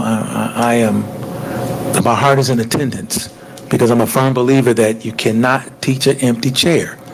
And I just need to know what our plans are. And I'm just saying, prior to the start of the school year, where you're going and what you're going to do, because these positions are gone. And what is your plan to deal with that? Because I know part of the process with attendance was upon 15 days missed is when the attendance agents got involved. But now there's no agent. So what is your plan? I just need to, we can talk about that, but I want to make sure that we had a concrete written plan that we can view to see where you're going and what you're going to do in those areas, especially in attendance and security, also communications. But that's my concern with that, and I do understand why we did what we did, but I need to know where you're going and what's your plan. Thank you. Okay. Secretary David Smith. Any board comments regarding the budget? Okay, thank you. No, I'm good. Treasurer Terry? VP Bowman? I just wanted to say thank you, Jim, for coming back, for, helping us out during this period of time. I'm glad that you were ready and available, and just let you know you're appreciated, so thank you. Thank you. Appreciate that. My sentiments too, Jim. I know when you left, you said that was retirement, but you did say that if we needed you, you would reconsider. So we needed you, and you kept your word. So we totally appreciate you for helping us out in the crunch. I appreciate that. Thank you. All right, no other questions, comments from the board? All right, moving down to the next item, resolution approving a building and site sinking fund. Did we do that one already? Nope. Nope, all right, it's on you. Okay, and this evening we have Jim Crowley from Miller Canfield, and Jim prepared the ballot language actually for you, for the board. So if there's any specific questions about the election, the process, any of the language, Jim would be happy to answer those questions. But as I mentioned earlier, this current year is the last year of the sinking fund. We do need to go back to the voters to get that renewed. It is important to have that, well, you have to have it done by December 31, and there are only 4 election dates that are allowed, school districts are allowed to have. I don't know the exact dates, but I know there's 4. And the November ballot is one. So this is scheduled, the resolution for that election. As long as we have this voted on and approved, we can call it a renewal. Jim can talk about the legal reason for that, but if it does expire, we have to treat it as a new millage, even though it wouldn't change people's taxes. So it does really need to be approved in November, by the voters. The nice thing is that there was 5 years ago when we renewed this, there was discussions about should we change the language to include, at that point you're allowed to buy technology with it, but at that point, the legal interpretation was you'd have to call it a new millage. And I know as a district, it's kind of a bird in the hand. We're like, you know what? We have a bond issue that can pay for technology, so we're not going to change that verbiage and call it an increase. But now, according to Miller Canfield, that interpretation has changed. So with this renewal, if it does pass, we are allowed to use those proceeds for buses, we can use them for technology. So it gives us more tools to address some of those areas, which is obviously very nice. Because a bond issue this Series 3 is eventually going to peter out, and the sinking fund does happen year after year. So with that, I'd be glad to answer any questions, and Jim also, if you have any. Okay. Any questions from the board? No question, but comment. Okay, yes. Thank you. I'm familiar. We've done work before. Mine is, and I said this at the last meeting, is that we make sure that we provide the public with the information about what this renewal is and how it will not increase their taxes, right? And we need to start now till November. Because, truthfully stating, being transparent, everybody doesn't watch our meetings, and we see everybody's not here. So I think it's in the best interest of this district to get that information out about this renewal and that it will not increase your taxes. And reiterate that as much as we can to make sure, because November will be here sooner than later. I agree. And I think that's extremely important for this community to know. Agree. Thank you. Yes, trustee Miller. Thank you. In agreement with trustee Gross, I would like to see a timeline of what we're going to do and when we're going to start it, because this is our second time. We've already missed one deadline to be on the August ballot. Thank you. I don't want it to fall to the wayside. I don't want it to. Now we're talking at the end of October. Now we're trying to rush around and contact our community. So being that this is our second time talking about it, I would like to have a developed timeline so that we're not rushing at the end. Okay, thank you very much. There is a specific timeline for, and I think Jim has provided that, for the structural stuff that we have to have the ballot language approved by the county and communicate that. So that, along with legal counsel, that will occur. But concurrent to that, yes, there needs to be a informational campaign that goes along with that. Okay, yep. And I think that's what Ms. Williams, Superintendent Emeritus, gave us. I haven't looked at. Yeah, it's in here, the language, but yes, trustee Dooley, you had a comment? Yes. I would like to see the board, or not necessarily the board, but we would be there to support. But I would like us to take this to the community, to hold town hall meetings, community meetings, go to some churches. As trustee Gross said, they need to know that it's not going to increase, but they also need to be educated on what exactly it is. Opposed, you know what I'm saying? Oh, yeah. So that would just be a recommendation of mine, suggestion, however you want to word it, that we take it to them. And as trustee Miller said, we do need a timeline, and it's like yesterday to start advancing dissemination of this information. Yes, thank you. And that is the plan, to visit all those places that you mentioned, and that's why we have this, to give us our footprint. Yeah, so that is the plan. But any other questions or comments regarding that, the resolution? All right, thank you.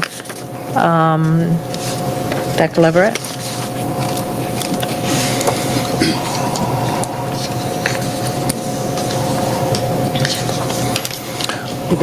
Got one more? One more. Okay. Go ahead, Jim. Yes, the property and casualty insurance renewal, you had that before you.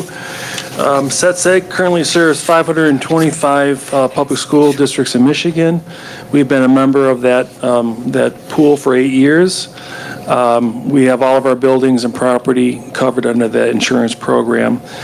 You see the different areas that we have, including things like terrorism and cyber attacks, all that kind of thing, as well as builder risk for new construction, all of our vehicles. So you can see the information there. Being a longstanding member, we actually get a rebate of $55,568. So the real net cost is $653,481. I believe I have $720,000 in the budget, so this is actually less than what's in the budget for this plan. So with that, we'd ask, glad to answer any questions you may have. Okay. Trustees, are there any questions regarding the property and casualty insurance renewal? Trustee Dooley? Jim, what is our grade or rating? Grade or rating? what I'm getting at is the different levels of being insured. You know, if I can use this as an example, the better your credit, Yes. the better your Yeah. interest rates. Right. So what is the district's rating? If Well, I'm not sure that there's a numerical value. I will say that when I first got here, the insurance was more costly because we had had many claims, over the years. So over time, as things stabilized, the costs actually went down. So I think, and they do an audit every year. They come out to the district, they look at your safety program, they look at how you run your operations. So I'm sure they have some type of template they use to determine it. But I will say that we've become a better bet as time's gone on, as we've stabilized and we don't have as many claims. Now, you may remember we had a claim on the pool when the high school flooded, and SETSEG stepped up and helped us with that. I do, publicly versus a commercial carrier, and I know this is a little simplistic, but commercial carriers usually find a way not to cover you. SETSEG is a board of school people. It was developed by school districts because they didn't like the commercial market. So they try to find a way to cover you. So it's a real big difference, and, act of God is interpretation, right? So they've been a really good partner over the years for us to cover, incidents that we've had. Last question, Jim. Based on your expertise, knowledge, and experience in this field, using fair, good, and excellent, how would we rate, or rank, should I say, rank among the 28 districts that make up Oakland County? I would think I haven't toured the other schools. I would say before this bond issue, we would have been, probably at the lower end because the buildings were very old. I think with all the improvements we've made, we have a lot of new facilities, a lot of renovations. So I think we're very competitive with the other 28 districts. Our athletic field is state of the art. It's going to last probably, another 10, 15 years. So I think we're very competitive in terms of our facilities. So fair, good, or excellent? Just your personal. Yeah, I would say good. Because we still have, if. That's what I was looking for. Yeah.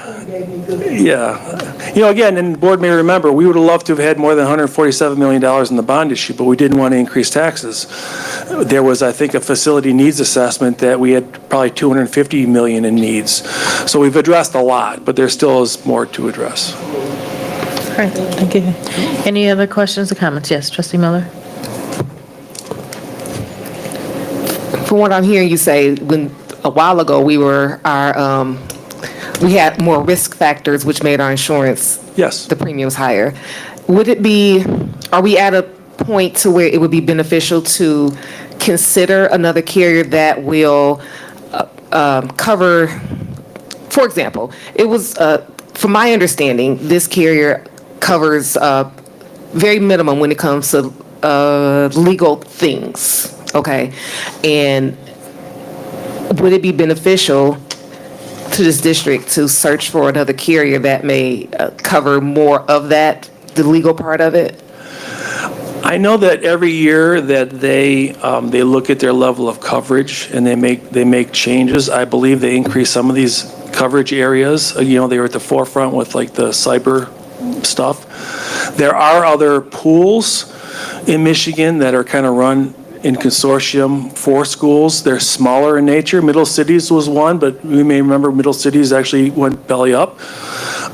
So this is by far the largest.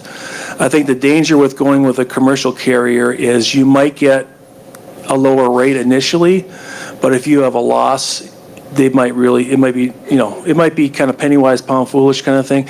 It doesn't mean you shouldn't meet with them and find ways to maybe reduce costs. But I know whenever I've looked at it historically, the pros and cons, this was always, in my professional opinion, the better way to go than a commercial carrier. But you can always look at it, times change. But I'd be worried about, what I mentioned earlier. Yeah. Good. All right, any other questions, comments? All right. So now, moving down to action items. Action item A, can I get a motion for the approval of the 2025-2026 proposed budget? So moved. Support. It's been moved by VP Bowman, supported by Trustee Gross for the approval, approved by Treasurer Terry? Oh, approved, yes, supported by Treasurer Terry. That's fine. Yes, okay, Yeah, that's fine. Yeah, he has the support. She moved and he supported. okay. It's been moved by VP Bowman, supported by Treasurer Terry for the approval of the 2025-2026 proposed budget. Any questions? More of a comment for me. Mr. Graham has been really thorough and really helpful. For the record, in moving forward in the future, going into our new school year, I would appreciate this board can take a deeper dive into the budget, so to minimize questions and to have a better understanding. Any other comments? Roll call. VP Bowman? Yes. I'm voting yes. Trustee Dooley? No. Trustee Grouse? Yes. President Hannah? Yes. Trustee Miller? No. Treasurer Terry? Yes. That passes 5-2. All right, thank you very much. Can I get a motion for the approval of the L 4029 taxation? So moved. Support. It's been moved by Trustee Gross, supported by Treasurer Terry for the approval of the L 4029 taxation. Any questions? Roll call.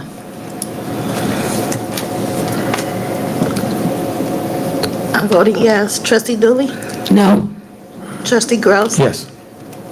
President Hannah? Yes. Trustee Miller? No.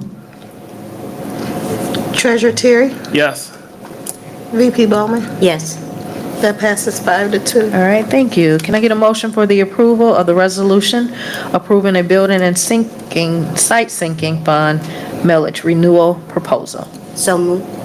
Support. It's been moved by VP Bowman, supported by Trustee Gross for the approval of the resolution approving a building and site sinking fund millage renewal proposal. Any questions? Roll call. Trustee Dooley?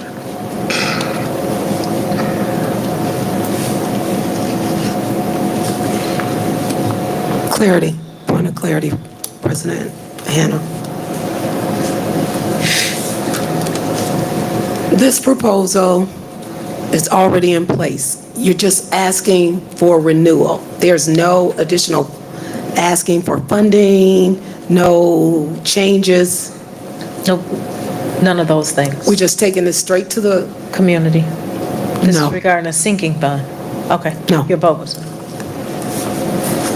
Trustee Grouse? Yes. President Hannah? Yes. Trustee Miller? Yes. Treasurer Terry? Yes. VP Bowman? Yes. And I'm voting yes. That passes 6-1. All right, thank you. And finally, an approval. Can I get a motion for the approval of the property and casualty insurance renewal? so moved. Support. It's been moved by Trustee Dooley, supported by VP Bowman for the approval of the property and casualty insurance renewal. Any questions? Roll call. Trustee Grouse? Yes. President Hannah? Yes. Trustee Miller? Yes. Treasurer Terry? Yes. VP Bowman? Yes. I'm voting yes. And Trustee Dooley? Yes. That passes 7-0. All right, thank you very much. Continuing down to General Counsel, Human Resource items, Dr. Leverett. Thank you. At this time, I'll turn it over to Ashley for the administration evaluation presentation. You can stay there. Yeah, that's fine. Good evening, everyone. I just wanted to provide a brief overview of our administrator evaluation process. So for this current school year, we are using the School Advance model. This framework helps develop an educator evaluation system to support learning, growth, and adaptation for teachers and administrators at the school and district level. And then a few notes from the school code. So this evaluation, it evaluates the teachers and administrators' job performance at least annually while providing timely and constructive feedback. It establishes clear approaches to measuring student growth and provides teachers and administrators with relevant data on student growth. And it also evaluates teachers and administrators' job performance using multiple rating categories that take into account data on student growth. This model also uses the evaluations to inform decisions regarding the effectiveness of teachers and administrators, promotion, retention, and development of administrators, and whether to grant tenure or full certification, and the removal of ineffective tenured or untenured administrators. For the 24-25 school year, the school administrator evaluation. So the portion of the school administrator's annual evaluation, year-end evaluation, that is not based on student growth and data assessment data must be based primarily on school administrators' performance as measured by the selected evaluation tool. The portion of school administrators' annual year-end evaluation that is not based on student growth assessment data or the administrator's performance as measured by the selected growth evaluation tool must incorporate at least the school administrator's proficiency in using the evaluation tool for teachers, the progress made by the school district in meeting the goals set forth in its school improvement plan, pupil attendance in the school district, and student, parent, and teacher feedback as available.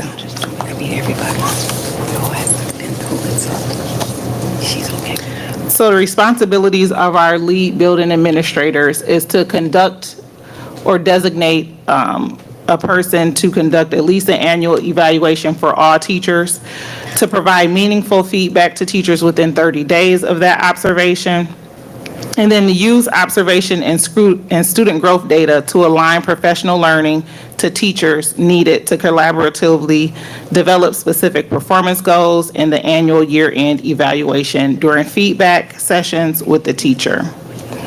Also, to develop an individualized development plan for any teachers in the first year, or if they've received a developing or needing support rating in their most recent year-end evaluation. The next slide just shows some of the framework for the school advance model as it relates to principals and building leaders and district leader framework.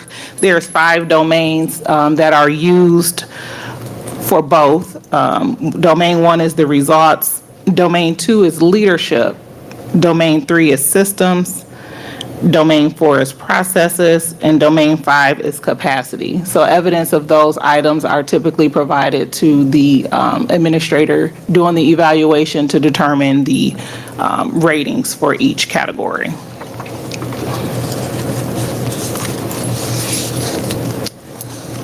The school advanced non-instructional administrative staff performance review and development process is designed to provide specific and timely feedback to all personnel on key performance indicators. And then the purpose of the feedback is to provide staff with recognition of their accomplishments and contributions to the district, along with the means to identify growth that could enhance performance.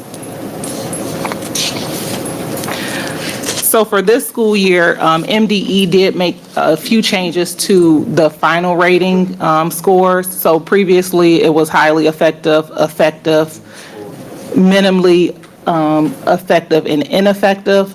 For this current school year, the ratings have been changed to effective, developing, and needing support.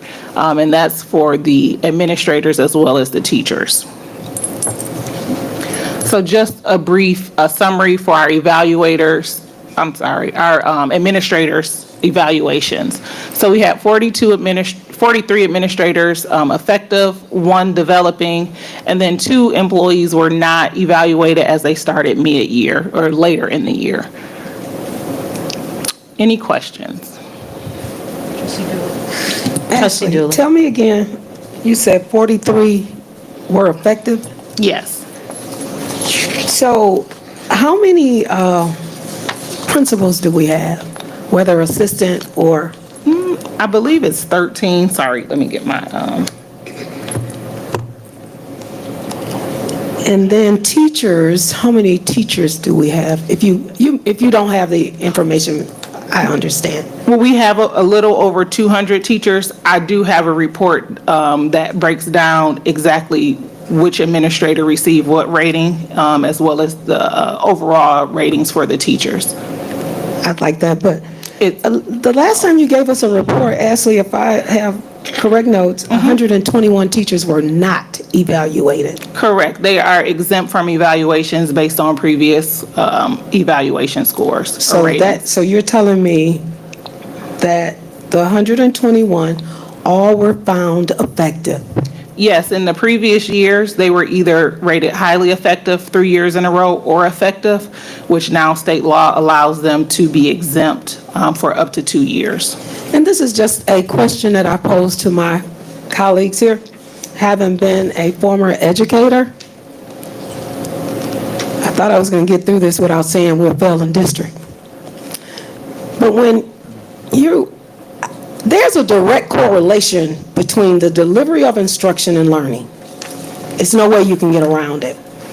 So when you have effective teachers, would not the outcome be effective students passing? So I'm just throwing that out there from being in the classroom and having the educational background. That's just like you have a kid that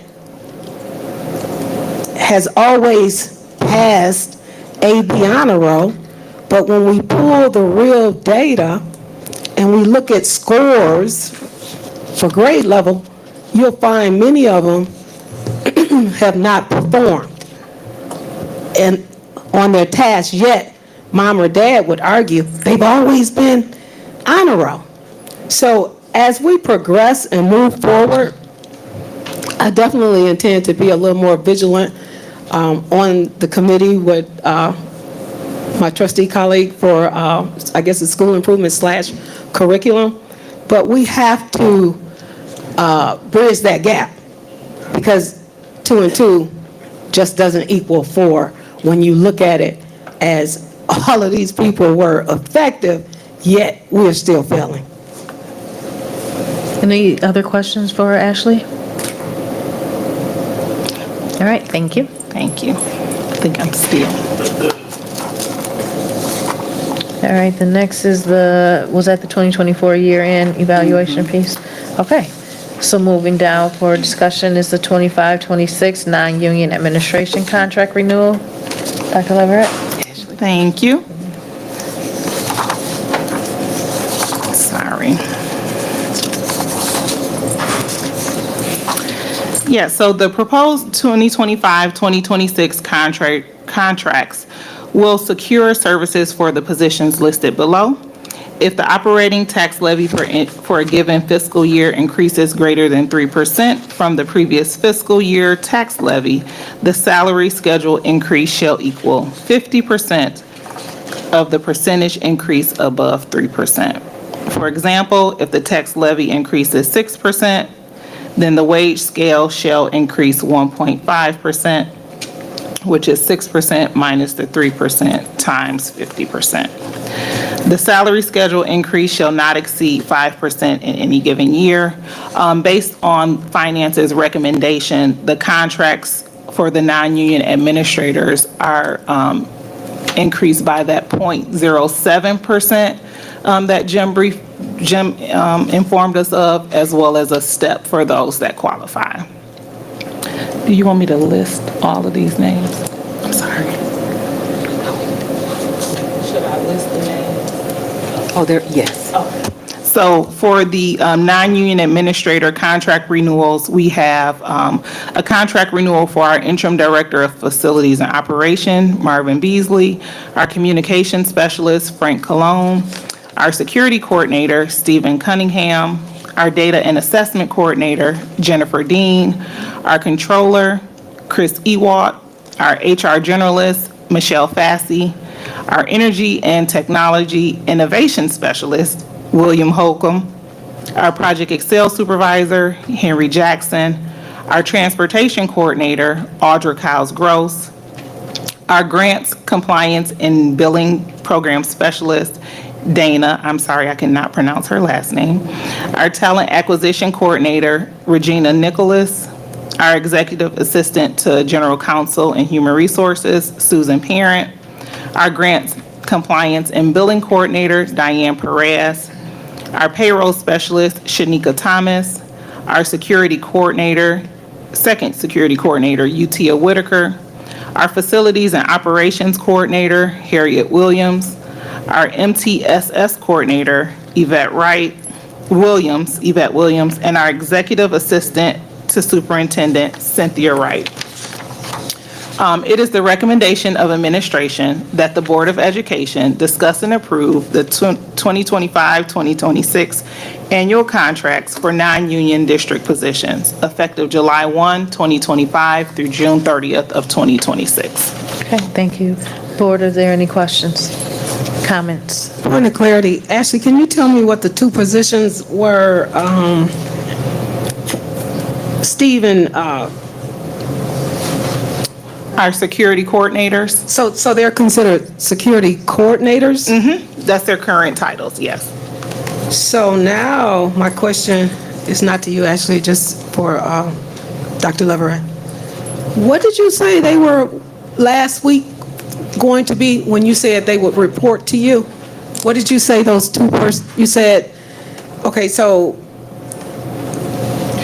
Trustee Gross asked, based on the past or current, however you want to put it, Chief of Security, that he had X amount of training, they would report because let's just say people would report to him. And then you said we were in compliance with what, and I might be mistaken, so you jump in and tell me I'm wrong if I'm wrong, that Oakland Schools said they qualify to take the position? Remember you said they okay, some kind of way, help me out, Gross. You said, I can, yeah. oh, you said he had, come on, help me out. The state of Michigan approved that you have to have a manager of security. The question was whether or not they were, she said they would be considered the managers, and they will report directly to her and be part of her staff, her cabinet. Managers. Yes. So, manager and supervisor, is there a discrepancy in the job responsibility? Because there's definitely a difference in the name.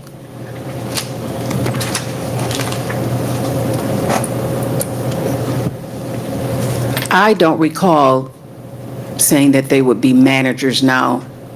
If that was going to change, then it would be reflected in the bear that she shared in terms of their current positions as coordinators. But we can certainly go back and take a look at it. I just was that meeting recorded? Does anybody remember? Because it would be, let me rephrase this. Can any of my board members that were present concur with what I just said? Yes. Thank you. So they were managers. So with that being said, as we look at the security position, I'm not quite sure that they're the same, because now we went from manager to supervisor. So I'm just, Trustee help me Miller. out. Trustee Miller. Okay, And then- on the bear that Ashley just read, as of current, they are listed as security coordinators.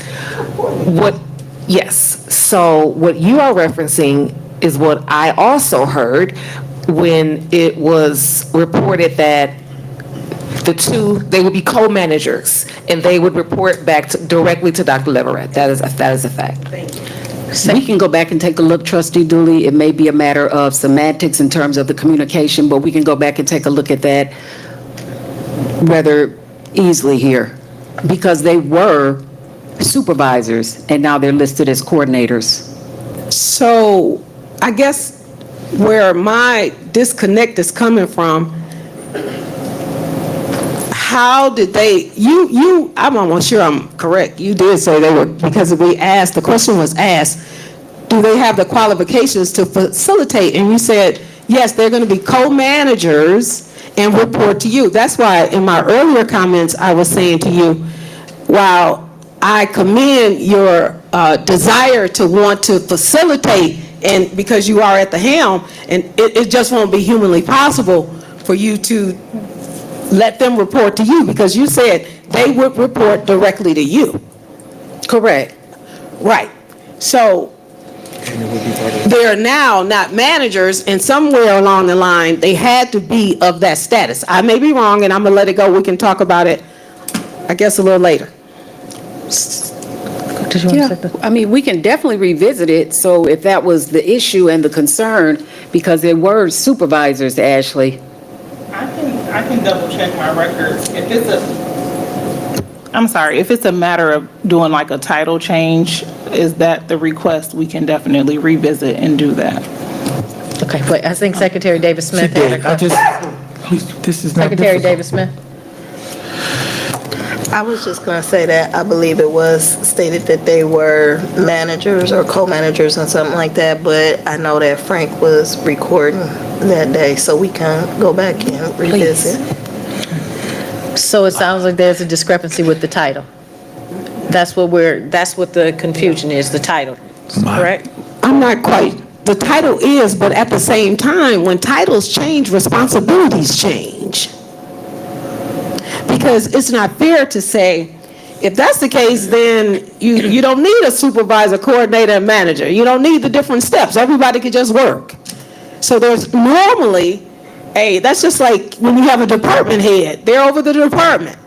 Everybody wouldn't be. So I'm just concerned, again, that we're eliminating vital positions, and they're just going to go unwarranted. Nothing's going to necessarily, because to overwhelm you, and then you're going to assume some additional responsibilities, because both superintendents emeritus will be gone, as well as Dr.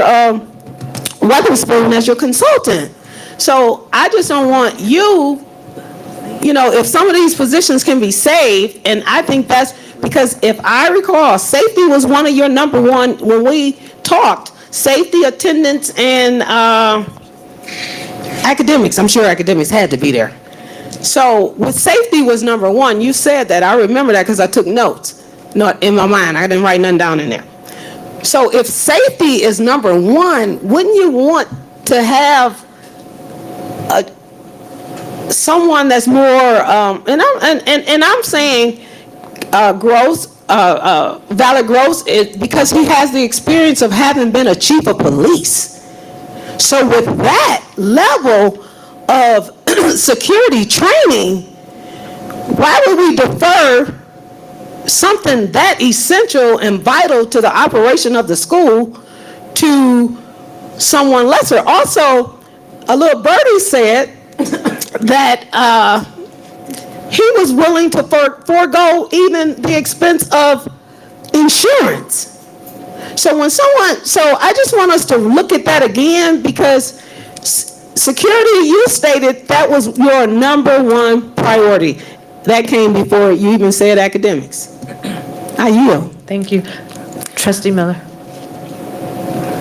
Speaking independently, but I'm going to make a recommendation. There are some things that haven't been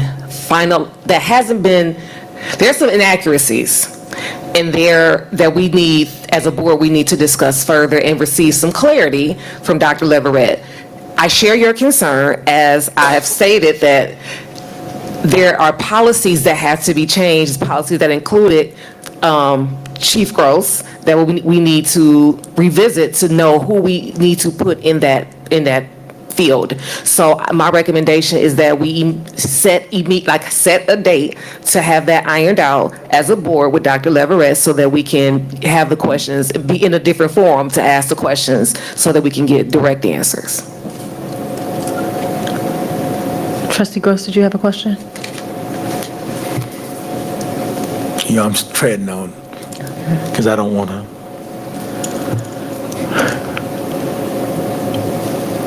I'm not concerned that the two of those can't do the job. right? I'm not. But they were trained by him. I have not been given the rationale or reasoning why the elimination of the chief's position when the state calls for you to have a manager. Now, if coordinator title is suitable to manage, and it qualifies them as it pertains to the state saying a manager, then we move forward. But I've not seen or heard the rationale of actually removing the position. Now, I may understand the possibly removing the person, but the actual position of chief, which I hold closely because I implemented that. That was part of when I was on the board, way back in the early 2000s when we implemented this security type program. And the way it is now, and the chief position was essential, one, because that position had contact with other entities like local police, state police, when things were needed. Which this position today holds the same type of contacts. I have not been told on why we're eliminating the chief's position. Now, if you just wanted to eliminate the person, then explain that. But to actually eliminate the position and then have two co-chiefs or coordinators, I don't understand the rationale. And I'm speaking on behalf of the position, not who's in the position. And we've not been told why. And if it's based on finances, Let's align these resources. Dr. Leverett, also on the same lines, I'm still not sure who's going to replace both. Is Frank going to be expected to do everything three people did? With the elimination of both Heidi and Alicia, and Frank's name was the only one I heard for public relations, and then again, that attendance, I think we may need to truly look at not having someone over that attendance piece that can be held responsible, because if you're going to have teachers along with what's already on their plate, delivery of instruction, grading, already calling parents, and then to add that caveat that they're responsible for attendance, I don't, from my experience of being in the classroom, I don't see the accuracy being there. Now, you may know something I don't know, of course, you're the superintendent. But I would like us to look at, and then we're talking about doing, getting in front of everything. We're trying to involve the public and all our educational stakeholders. Frank will be responsible for all of that by himself? No. And I'm not asking you to necessarily seriously answer that right now. No, but the answer is no. I'm just trying to put that out there. Right. So Franco is going to have additional staff with him and not Alicia and Heidi? You're replacing them, you're getting rid of them and then going to replace them? That's my question. I'm looking at a variety of services that we can have as a district to support communications, to support our communications. Now, keep in mind, Trustee Gross, keep in mind, trustees, that we were in a deficit, so if we want to go back and revisit, but these decisions have already been made. I understand what you're saying about attendance, Trustee Dooley. Per the Michigan Department of Education and the 31A at-risk funds, the data did not support the need for or the effectiveness of those positions, not talking about the person. So we are looking at doing something different to ensure, as you said, that those 15 days don't slide by and then we're out of compliance, because right now we still are not meeting that expectation in terms of making sure that our kids are here, and that if we're out of compliance with the grant, then the positions cannot be funded anyway. What data are you referencing? The data didn't support, is what you said. You also said to me that you almost received a mandate from Oakland schools to get rid of those attendance officers? No, I told you the Michigan Department of Education, not Oakland Schools. We Okay. had a meeting with them when they came, I believe, in April or May. We had a very large meeting, and Michigan Department of Education was there. And I have that language and the feedback from Michigan Department of Education that specifically made that statement.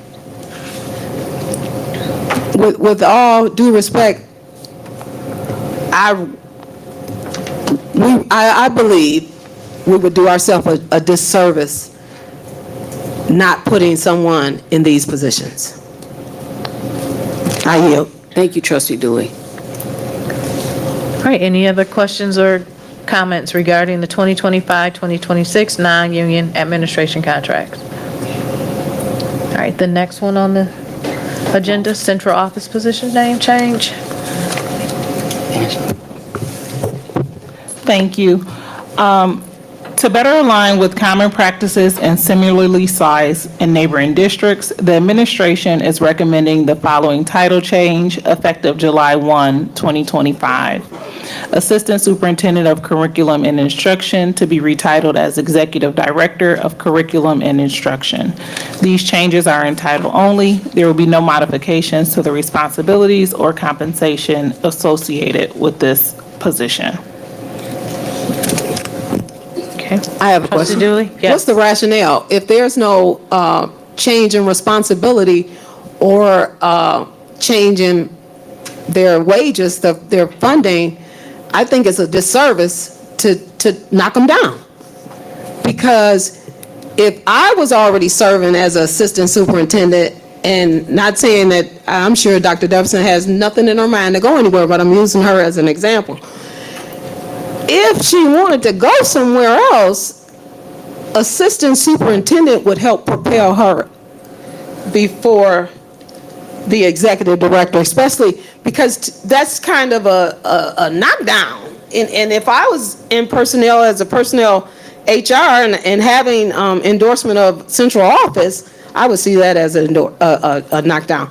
So for that reason, I would say she needs to stay the assistant superintendent. So as we had discussed at the retreat, the goal was to bring 3 positions, the Assistant Superintendent of Human Resources, the Assistant Superintendent of Curriculum and Instruction, as well as the Business and Finance, into an Executive Director of Curriculum and Instruction, specifically speaking about the role and responsibility that I held for 7 years, and we talked extensively about changing that title, and that in the future, we would look to have a director in terms of supporting academics and looking forward to the future of what our students need. We had specifically talked about a director, Trustee Dooley, an executive director of elementary education and an elementary director of secondary education.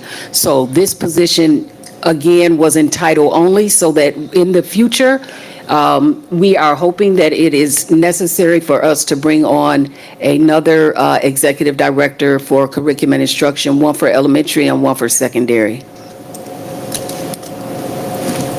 Is this position still over pretty much everyone that delivers curriculum instruction in the district? Anyone that had anything to do with curriculum, because what I'm getting at is, once we have an opportunity to sit down and align this budget, since it's not going to change any money anyway, based on the statements, why wouldn't you let Dr. Deverson remain assistant superintendent of curriculum and then do those 2 execs under her? That's just my thought. Any other questions or comments regarding the name change? Okay, next.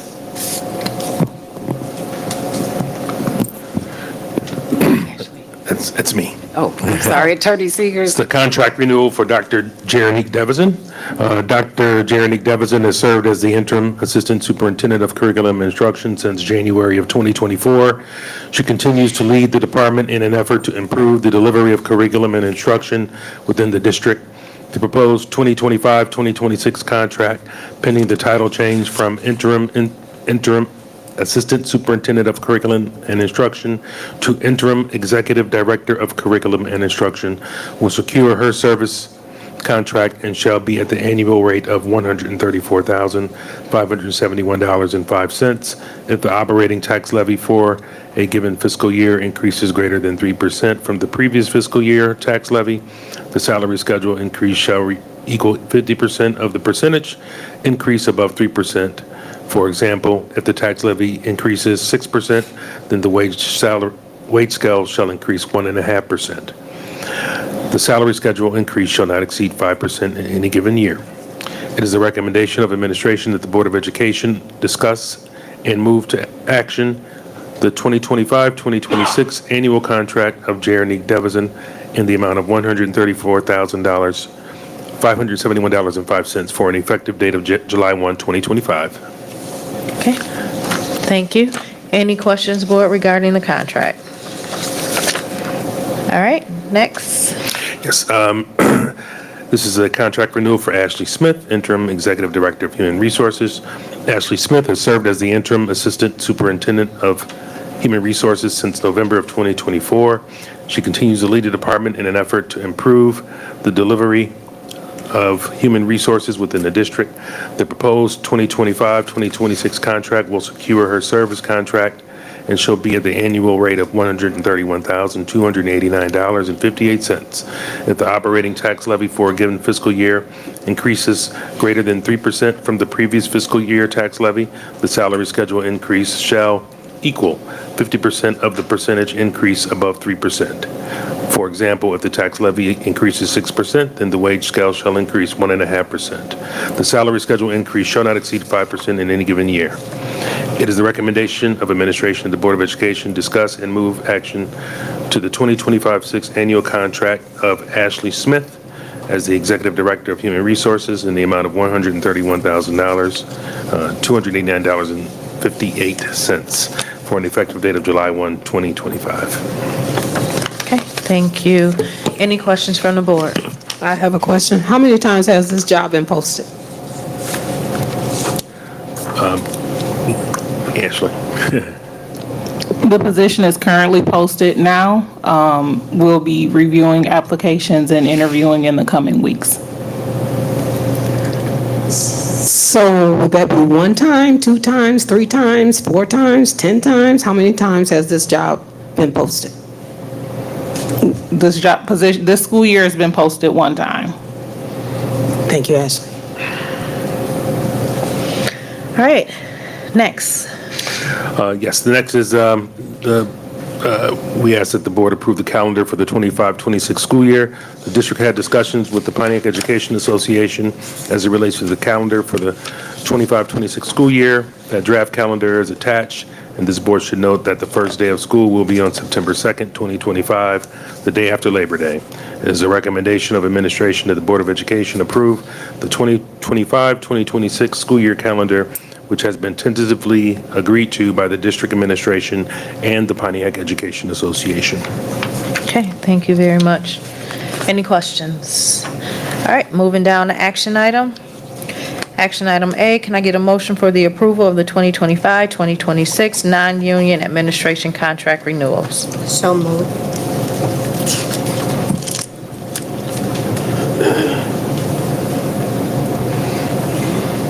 Support. It's been moved by VP Bowman and supported by Treasurer Terry for the approval of the 2025-2026 non-union administration contract renewal. Any questions? Yes. And this, it's for the sake of being repetitive, this is for the set of contracts that we have to approve, not taking away from the hard work of anyone. It's just, I need some further explanation as to how we're so administratively top-heavy with what we're spending out. And I would like to see those resources aligned. So in good faith and consciously, I can't, again, support a wage, any type of increase administratively when we're so top-heavy. Not taking away from the hard work from anybody, as I appreciate you, but I can't justify that when we're, Okay, thank you. Any other comments? Roll call, please. President Hannah, Yes. Trustee Miller, No. Treasurer Terry, Yes. VP Bowman. Yes. I'm voting yes. Trustee Dooley, No. Trustee Gross. Abstain. Oh, okay.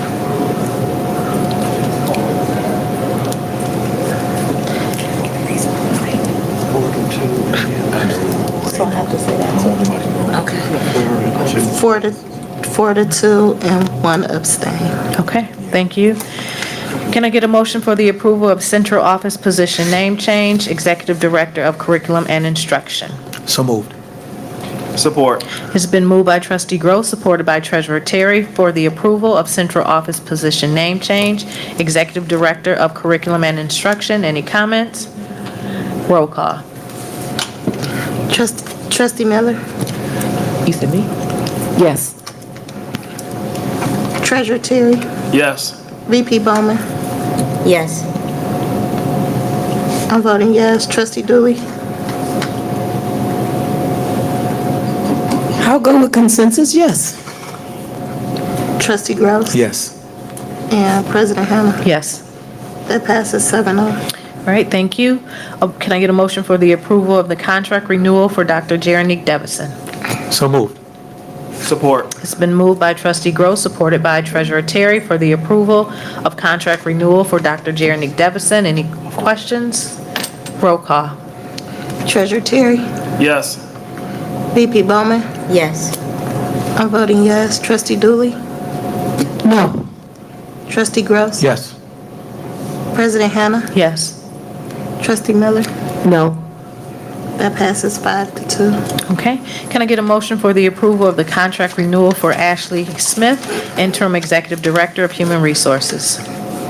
So moved. Support. It's been moved by Trustee Gross, supported by Treasurer Terry, for the approval of contract renewal for Ashley Smith, Interim Executive Director of Human Resources. Any questions? Roll call. VP Bowman. Yes. I'm voting yes. Trustee Dooley, No.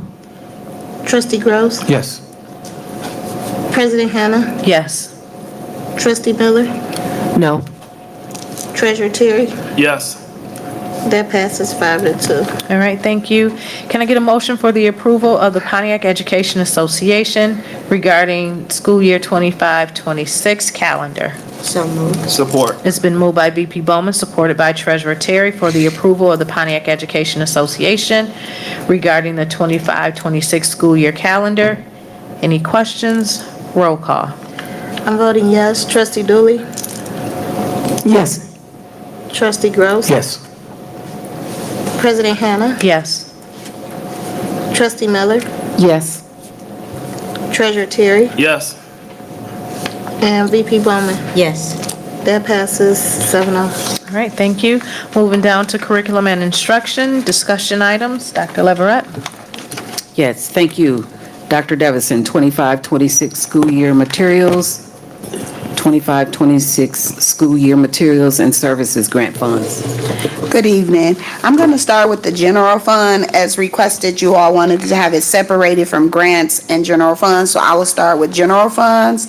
Pontiac School District Administration is looking to purchase curriculum resources materials for the 25-26 school year, and this is from general funds. The first one is data analysis tool material, digital and training, EduClimber, and we put the account number here in the amount of $28,318.40. The company name is Renaissance.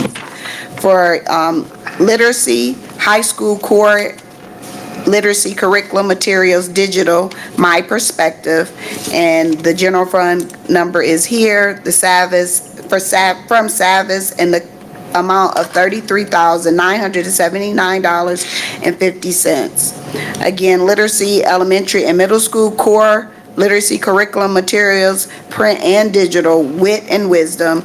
The general funds are located here. Great Minds is the company, in the amount of $70,435.03, with the total amount of $132,732.93. It is the recommendation of administration that the Board of Education approve the above purchases in the amount of $132,732.93.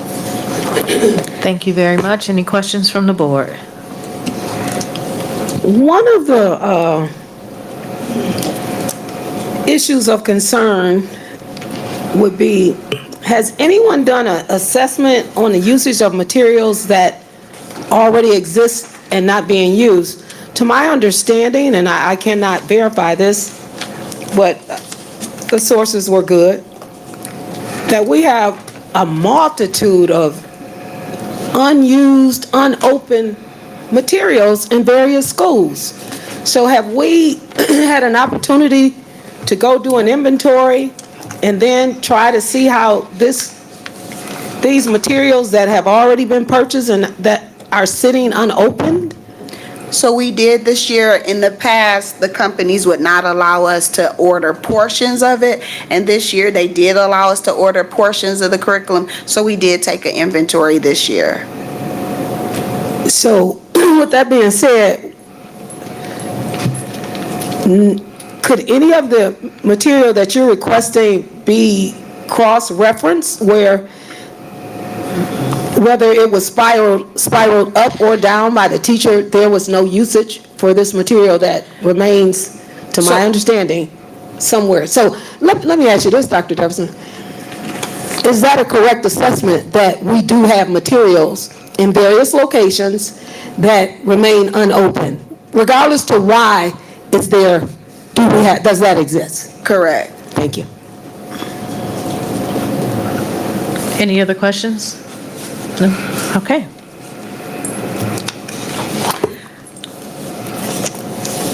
PSD administration is looking to purchase curriculum, resources, materials, and services for 25-26 school year, and this is under grant funds.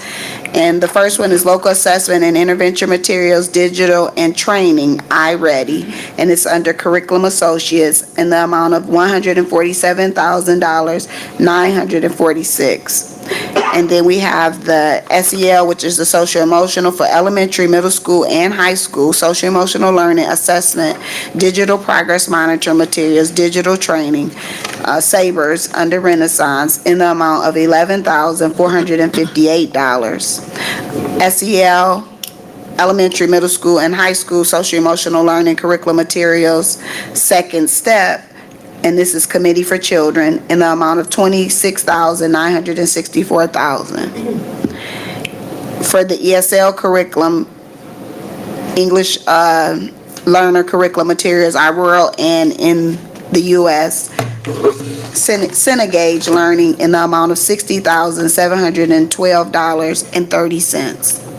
ESL middle school and high school ELD curriculum materials, LIFT, for Cengage Learning, $73,040. For the literacy elementary decodable textbooks, Just Right Reader in the amount of $84,962.76.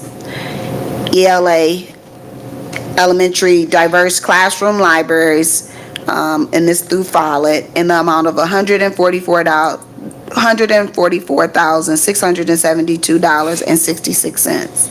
For our summer school program, ELA intervention material subscription and training, TCM, $14,165.40. Summer school elementary materials intervention material subscription and training for TCM, from TCM, in the amount of $18,690.26. For math, summer school, middle school, and high school math intervention, material subscription and training, coaching for Algebra 1, Intensify Algebra and Agile Assessment, Agile Mind, $28,195. And then for the summer for Kennedy Art and Music Therapy, the Art and Experience, $104,475. It is the recommendation of the administration that the Board of Education approve the purchases in the amount of $715,226.38. Okay. I do. Trustee Dooley, go ahead. So, Dr. Jefferson, for summer school, I missed the total, but it's a nice little chunk of money being spent for summer school. Could we not reteach what was not learned with the materials that teachers used in the regular school year? So I will say for the summer, we did try to be more intentional as it related to our ESL population, especially at the middle school. For the middle school, it was like our level 1 students, so we wouldn't be able to do that for the middle school. So we were intentional about that. As it relates for the elementary and high school, I'm not 100% sure. I would have to get back to you on that. So, what are the barriers for learning if we can't use the same stuff? And then you also talked about the second language students. Help facilitate my thinking as to why whatever their curriculum was as well, apparently they didn't learn it, and almost very few students come to summer school without needing the help. Very few. Some come just because they love learning. Others come out of necessity. So in an effort, I guess what I'm trying to think about is aligning some of this money to get some of these positions and some of this spending. We could use materials. By your own admission, you agree, we have materials in various places that possibly could be adapted. And a good teacher knows how to spiral up or spiral down to accommodate any student.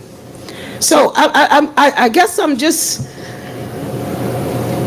not, why won't we, even when we talk about the book, the library, putting that stuff in for the rooms, if it's not implemented properly, it's not going to be successful.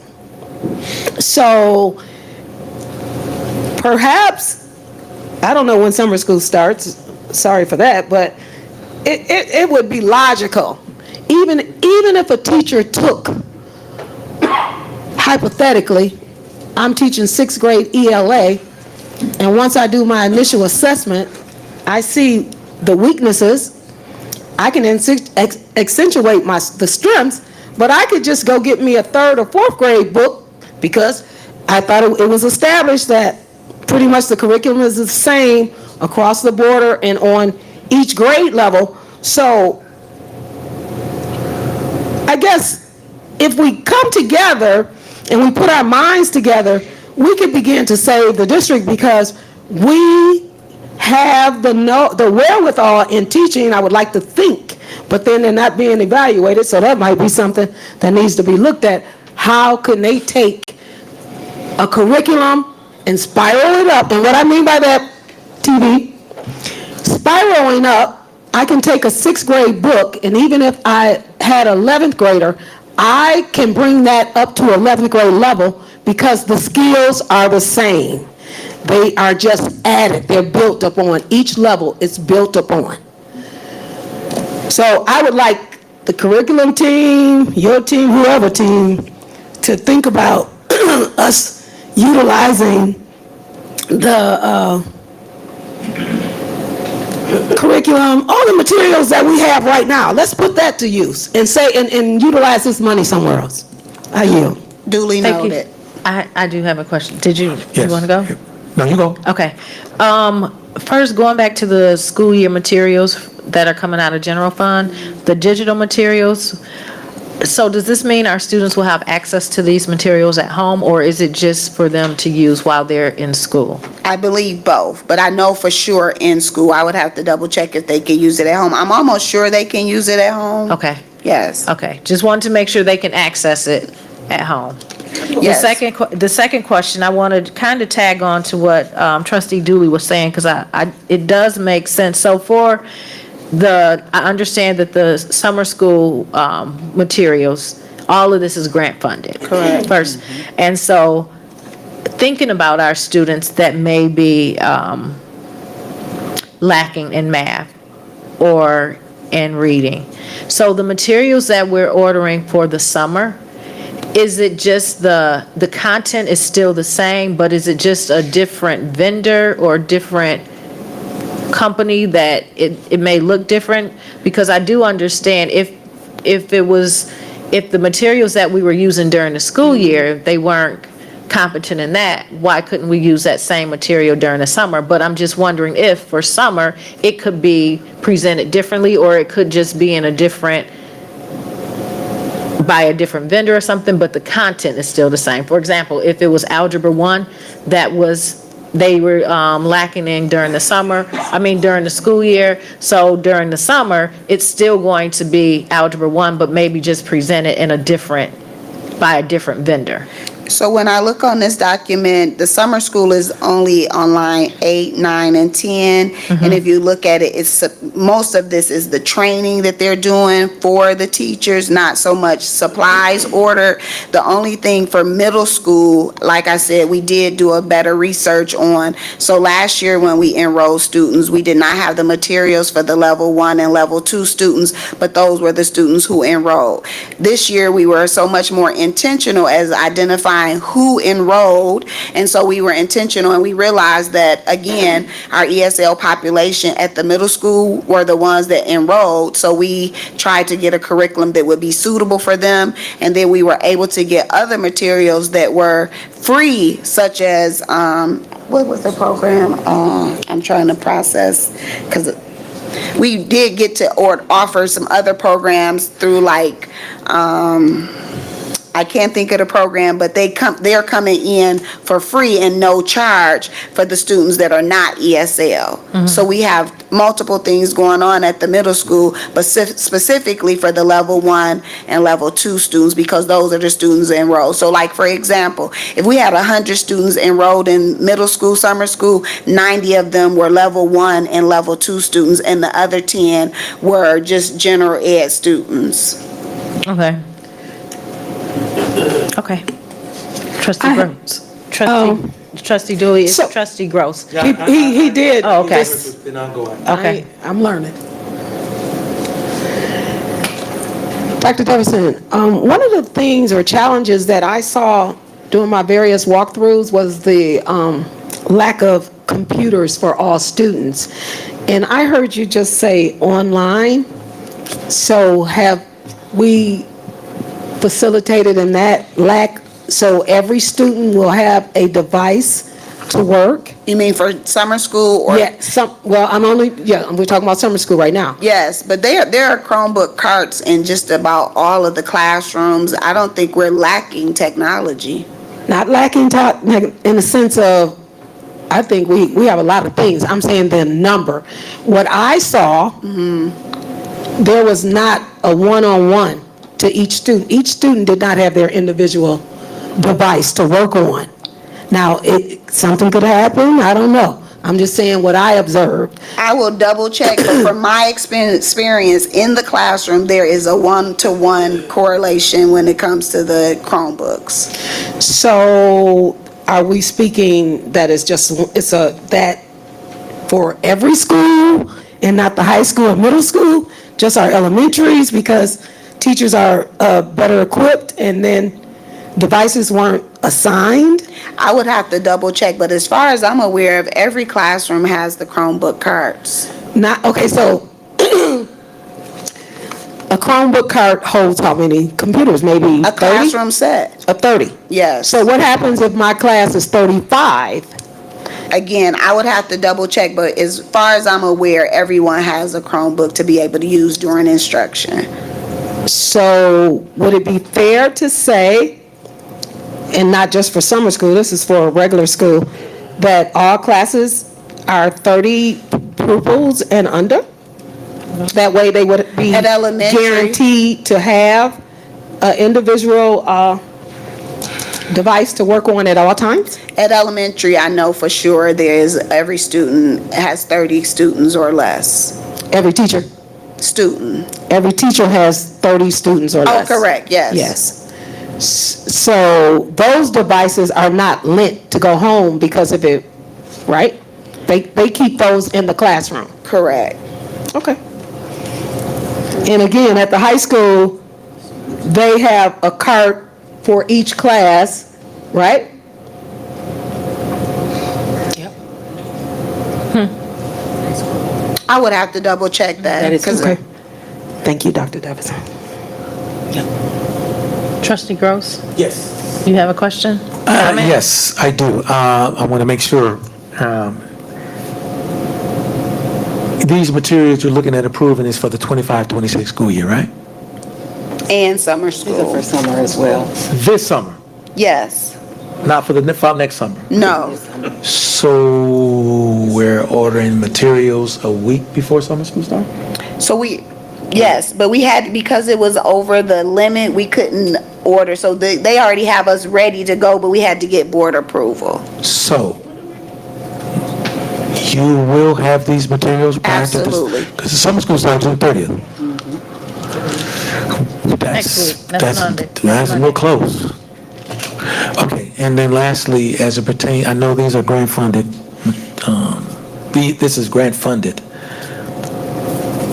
Is there a specific timeline or dates that these funds have to be exhausted or used by? Because it says school year, and I know the specific material that's going to go from school year starts September through next June. So is there a timeline that we have to exhaust the funds? Does this grant state that? Or are these grants, I know we talked about grants, are these some grants that we can use and then as carryovers? I know we have carryovers. So I wanted to just make sure we're clear on the June 30th for the supplies for summer school. It is the online training and subscription. So when you say, will the materials be available? Yes, because it's online and it's training. So we're not expecting any books to be delivered. So be clear that it's training, which is going on, and it's online material. So it's just a matter of a click of a button. So not books are coming. Now, we know that because we get a board packet. The community don't know that. No, I'm just giving that No, information. I don't know. Yes. I'm tagging on with what you're saying. I understand. I'm not disputing. You're right. I just want to make sure, yes, we have knowledge of that information here. But someone in the community will look at this tape and say, whoa, they're just ordering material for summer school on June 23rd and summer school starts June 30th? You understand where I'm going with this? I understand. My job as a board member is to inform the community on what's going on in the district, and that's part of it.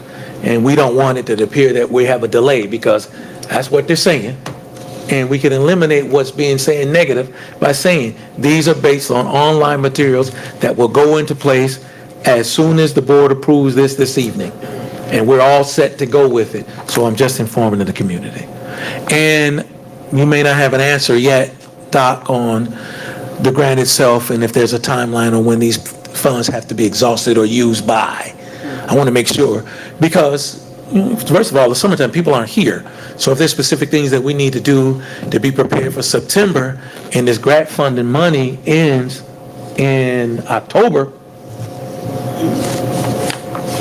So it's You understand what I'm saying? various grants. We need to understand what Right. timelines are We'll get that of when one. they have to be Right, exhausted. because you have several. You have 31A, you have Absolutely. 41B, you have. I just want to make sure. So there's different stopping points for the grant, so we can Right. get that for you. Yeah, I just want to make sure, we've not had an issue in the past with this, but mine now, with everything that has yes. transpired, and that's in the past is there to teach you, not to condemn you. Exactly. So we learn from it, and that as we move forward, let's do things a little differently.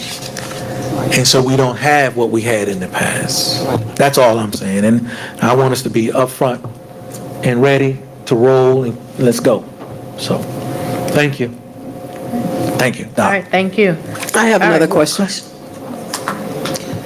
So, will this be in both languages?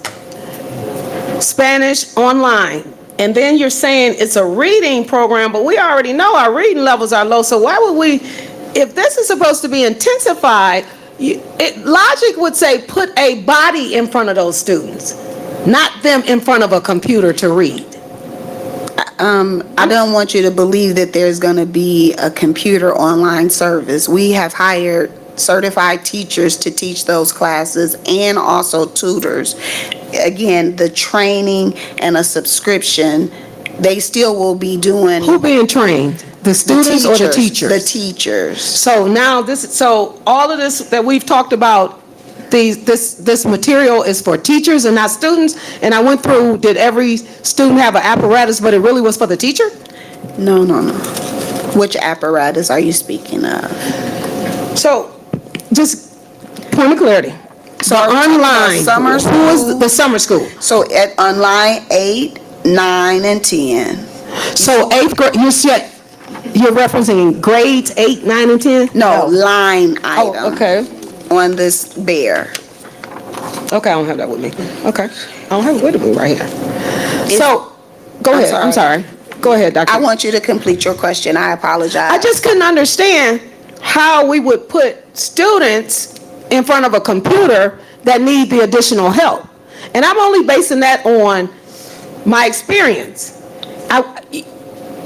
That's almost like setting them up to fail. Because most students, their challenge is in comprehension. The reading, the comprehension. I mean, fluency is there. They can read the words. Now tell me what you just read. Explain it, and then ask some questions. Give me a hypothesis here. So all of that. So I'm just trying to figure out, are we putting our students in front of computers for summer school, or will they have a warm body delivering instruction, making the connection between delivery and learning? Yes, we will have a teacher, and we also hire ESL tutors, and we also hire ESL paraprofessionals. So they won't be having instruction delivered by way of computer? No. Thank you.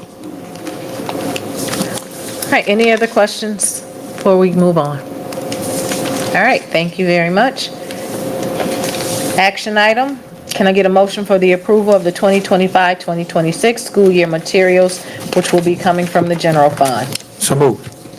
Support. It's been moved by trustee Gross, supported by treasurer Terry, for the approval of the 2025-2026 school year materials from general fund. Any other questions? Roll call. Trustee Dooley? No. Trustee Gross? Yes. President Hannah? Yes. Trustee Miller? No. Treasurer Terry? Yes. VP Bowman? Yes. And I'm voting yes. That passes 5-2. Can I get a motion for the approval of the 2025-2026 school year materials and services from the grant fund? So moved. Support. It's been moved by trustee Gross, supported by treasurer Terry, for the approval of 2025-2026 school year materials and services grant funds. Any questions? Roll call. Yes, questions? You have a question? I do. Was this in your budget presentation, Mr. Jim? Grant budget? Yes. Did you have? That would be a question for Diane. So I'm asking you, did you see this in your, was this included, as far as you know, did you include this item? That's all I'm talking about is the school year materials. Is there a line for both general fund and was there one for grant fund? Because this is 25-26. It should reflect in our budget. And I haven't had a study, so I wouldn't know. Is this on? Yes. The general fund for those three supply accounts, the budget is $475,000. So there's plenty of money in the general fund for those three material purchases. For the grant, as we have in prior years, it is something that's developed by Diane. I can tell you the funding level is basically the same in grants across the board. Diane can speak to, I know she double checks this stuff, but I cannot verify that that specific line item is in there. Okay, So- thank you. All right, any other questions or Yes. comments? Yes. But this is, okay, the budget that we approved, right, is a 25-26 budget. Yes. I'd have to go through, Diane is such an expert on the grant funds, and there's 1,000 account numbers. I'd have to go through all that to verify. Oh, So to that's why determine whether or I'm not those line referring to her, items She are within- develops it 100%. I developed the general fund 100%. So the general fund, I knew the exact spot to look for those three account numbers, and I preemptively thought they're going to ask a question, so I had that answer. But I don't have, Okay. I don't know exactly. You guys know the grant, Diane prepares a grant budget and basically is added to. I understand. Oh, All right, roll call. Trustee Gross? yes. President Hannah? Yes. Treasurer Miller, Trustee Miller, Yes. Treasurer Terry, Yes. VP Bowman. Yes. I'm voting yes. And Trustee Dooley is absent. So that's 6-0. All right, thank you. Moving down to operations maintenance items. Dr. Leverett? Yes, Marvin and Cody are here to discuss the Peace Frost Academy moving package. Marvin? Good afternoon, everyone. Good afternoon, evening, good night. So we bring you tonight the Peace moving package, background rationale, a proposal were publicly requested for 24032 Peace Academy moving package on June 4th, 2025, and received proposal on June 18th, 2025.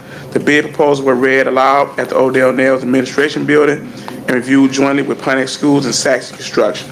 Summary of working being recommended is at the bottom of the page. Recommendation, it is the recommendation from the administration for the Pontiac School Board of Education, approve 24032 Peace Academy moving package to the outline contract above at the cost of $14,288. It is also recommended the Board of Education approve a 20% contingency for unforeseen conditions in the amount of $2,858 for a total award of $17,146. Thank you very much. Trustees, any questions? Yes, one quick one. Comments? Yes, Trustee Gross? VP first. I just want to know, the move will be in-house, we're doing it, or are we having another We company? have a contractor that Okay. we hired to do it. Thank you. Yes, Trustee Gross. Time frame to start and complete. Pending tonight. Good evening. Pending tonight's approval, and then just going through the contracts, getting the board to approve the contracts. When I go through with Daryl, just on the draft side of it, we're looking to mid-July to get that work started.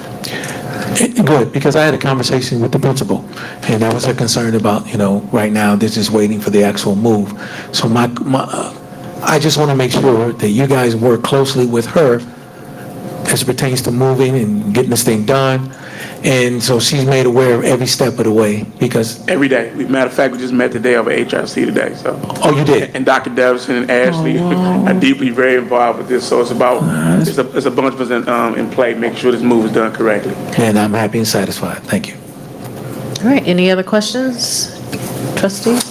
All right, moving on down to action item. Can I get a motion for the approval of Peace Frost School Academy moving package? So moved.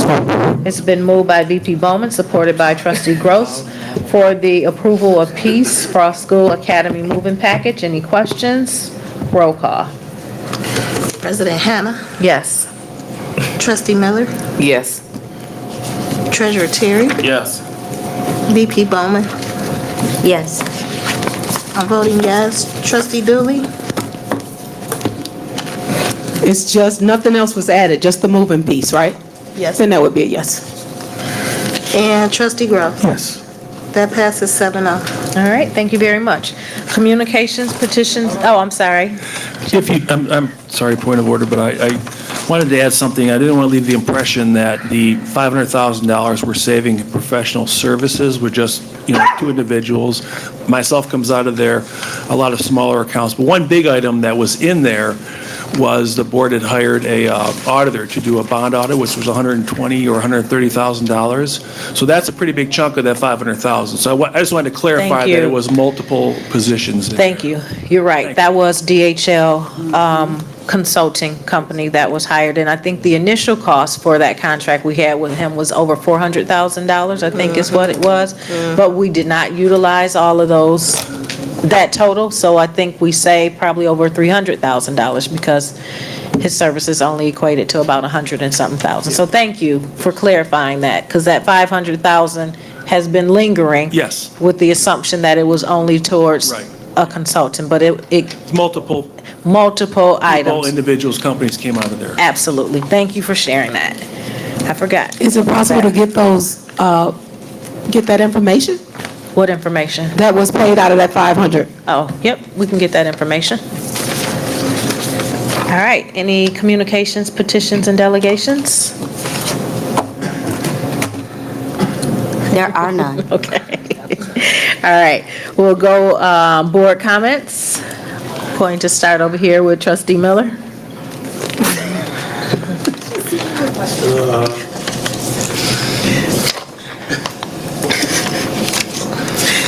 Good evening, everyone. I'm going to make this short because we've been here a while. This was a great start. I am still humbled and appreciative to be, I'm happy to be here as a trustee. The work is just getting started. I'm going to continue to develop, and I look forward to working with my colleagues with this district to move this district forward. Have a great summer. Thank you, Trustee. Thank you. Good evening, all. I'll start off with congratulations. Let's go to work. Thank you. Recently here on when we were in Oakland, at Lafayette Grand? Last Wednesday. We had an excellent dinner through the Oakland County School Board Association, and I had talked about it before, so I have my Apple Award. Yeah. For 12 years of service, and it's very heavy, and I'm going to put it back. And I was very appreciative. I was one of 3, and it was so nice it says the amount of years of commitment, and I'm happy about that, and I'm glad that we were there. And this district, and it was a comment made that, wow, Pontiac is getting all the awards, and we received our pins, and we continue to be an outstanding board as it pertains to MASB and the levels that we're obtaining. So let's continue to move forward, and we can put another plaque on this board here and what we're doing as a board. Tonight was an excellent meeting. I enjoyed this. I'm glad we're getting some work done. I just want to make sure that we're on the right track.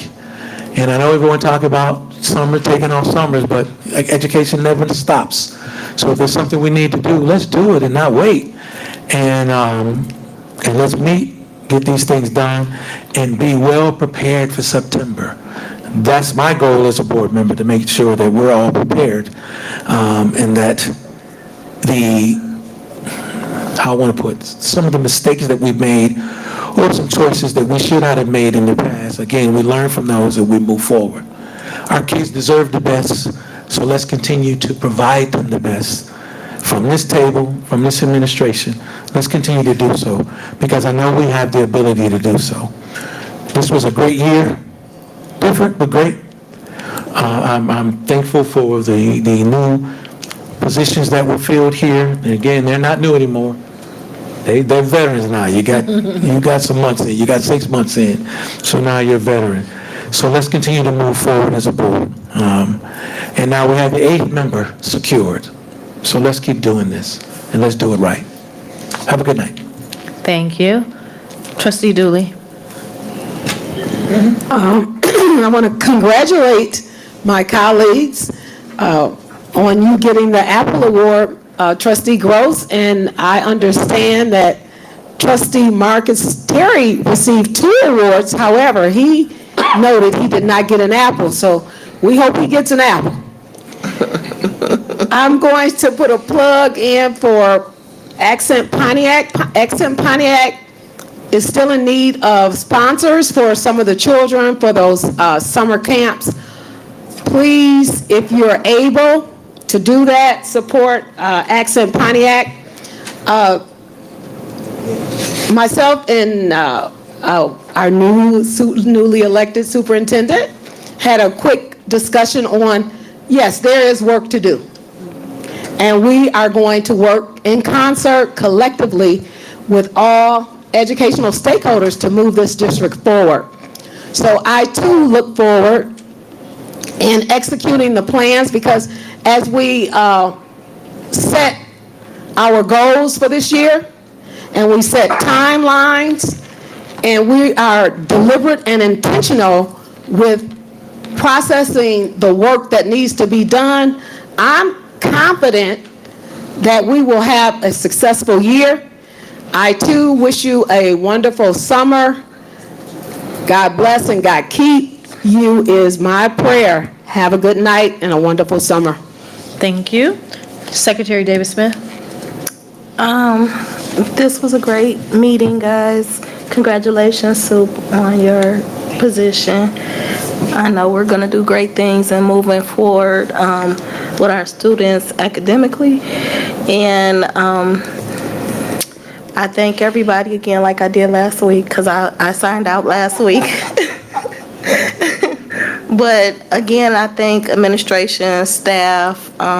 It takes all of us. It starts from here, and I hold myself accountable as well as my colleagues that we have to do what's best for our students and our staff. Because if we're not doing it, of course, it won't be done with them. So I thank my trustees for the hard questions. I'm glad that everyone votes their conscience.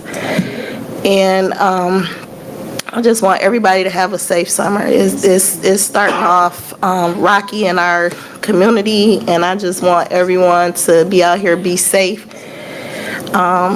Use your words, read to our children, and just love on each other and have a great summer, guys. Be safe out here. All right, thank you very much, Secretary. Treasurer Terry. All right, good evening, everybody. First off, just want to say congratulations again to all our retirees out there.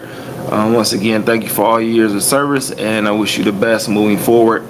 Also want to say congratulations to Dr. Leverett, becoming the superintendent. I'm looking forward to doing lots and bigger and better things as we move forward. I know it was a transition that took some time, but we stuck together. We made commitments, and we're here now. We're crossing that bridge. So congratulations on that. Good meeting, lots of information. I want to say thank you to all of our team. It's been a very interesting school year. We've had our challenges. We made some decisions that, were, I guess you want to say, that held us to that limit, but overall, I'm just want to say I'm thankful for this entire team. We couldn't be here without all of our different personalities, and it helps make us a better board overall. So I know we had our ups, I know we had our down, but it also lets each and every one of us know that we need to stay aware and ready for anything that comes our way. Just being in Pontiac District, I know we went through a lot of challenges just over the years, and I'm just looking to, I guess, turn that page, make Pontiac again that elite school district, and continue to push forward. So I just want to say thank you again to all my board members. A good time also at the dinner that we did have last Wednesday. So I think it was about 5 of us that got some awards, even one of our past trustees, Troy Kraft.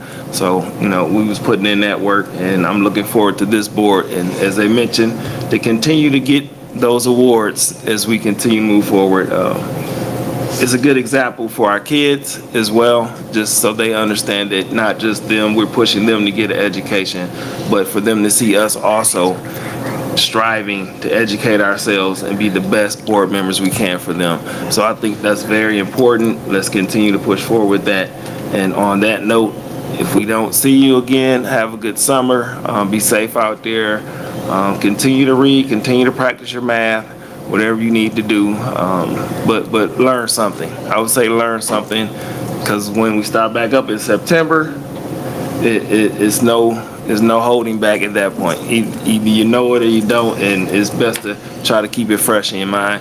And I'm assuming that summer school is probably packed if we haven't already met the max numbers, so I appreciate that as well. So thank you. All right, VP Bowman. This was a great meeting, as it was already stated, and congratulations to those who've retired. One day. Dr. Leverett, congratulations. Thank you for willing to step in and bridge the gap here in the Pontiac School District. As we know, it's no easy task, but thank you for being up for the challenge, and also to my trustees. Thank you all. This clearly is not an easy job, This is not easy, but I'm glad that we're all here and willing to stand in the gap for our children. I hope that everyone has a beautiful and safe summer. And also, I was one of those who got an award. I'm a master board member now, so I'm proud of me, and thank you all for, all of us getting in here together, doing that bit of extra work. So just know, students and teachers, you are not the only ones doing the continued education, because we are in it with you. So, and to Kelly, although she's already gone, it's easier to say it without tears because she's not here, but I'm grateful for the time that she spent and for where she left us. We are not where we want to be, but Kelly did some heavy lifting. Coming out of a $56 million deficit is not an easy toll for any district, any entity on the planet to do that, and Pontiac School District has done just that. So with that being said, it's been a pleasure, and I'm here. So good night and great summer. All right, thank you very much. Dr. Hannah, if I can, just one important thing. Yes. Because I don't say it, I'm be in trouble. Okay. Happy 20th anniversary to my wife. We will have 20 years on the 25th, so we won't be here, and I almost forgot that. Okay. And it's 20 years, June 25th. All right. And I just wanted to tell her thank you. All right, well, congratulations. I don't want to repeat everything that everybody has said, but one of the things I do want to really lift up is the retirees that have come through the Pontiac School District. Most of these individuals are not retiring with 5 years or 10 years of service. They are retiring with 20-plus years of service. So that commitment, and I know it had to have been because of the students, the children, that they stayed, because it's often harder dealing with adults sometimes than it is dealing with the children. But for all of those retirees, I truly appreciate your commitment to serving the Pontiac School District. And just as the sentiments as VP Bowman was saying about Kelly Williams, I met her. I knew who she was, but I met her when I became a trustee on this board. And so what really gained my real true respect for her as a leader was her willingness to continue to serve despite the personal challenges that she had, even with the loss of her own child. So to really be committed and dedicated to other people's kids when you go through an experience like that, that speaks volumes. And as we know, nobody's perfect, and there's good and there's bad and everything, but her willingness to continue to stay, not despite that, and the challenges that the district was going through at that time, I think she has earned the utmost respect for me, at least as a leader, especially in this work of education. So I want to say to her, congratulations. I'm glad she can walk away and still, as the others now, choose to do whatever she want to do and no longer have to do what she had to do. But now just being in a place in her life where she can choose, just as the other retirees can choose their next steps because that's what they want to do. To our newly appointed superintendent, Dr. Leverett, I thank you for your endurance. I thank you for continuing to, just your willingness to continue to guide the ship, guide the district despite the challenges that you've experienced while serving as the interim for this time. It's heavy lifting, as we've already talked about, and it's going to be even more challenges, I'm sure, in the days ahead, but the fact that you've continued to persevere and your willingness to do this, it speaks volume of your character and also your determination to see our school district succeed. So I appreciate you, and I'm looking forward to working with you more as we continue to move this district forward.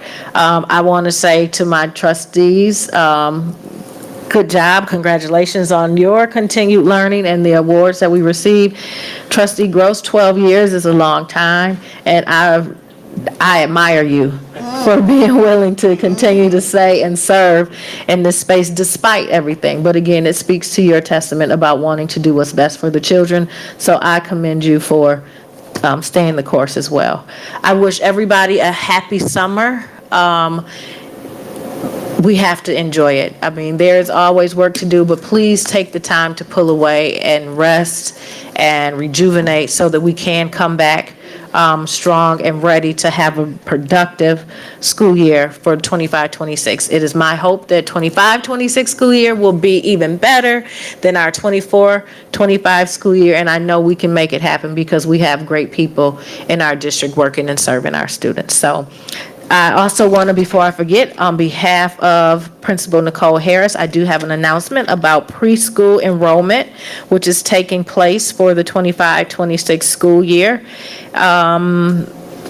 New schedule is Monday through Friday, and it's free. And so if there are any parents that are looking to enroll your students this fall, please consider Peace Academy.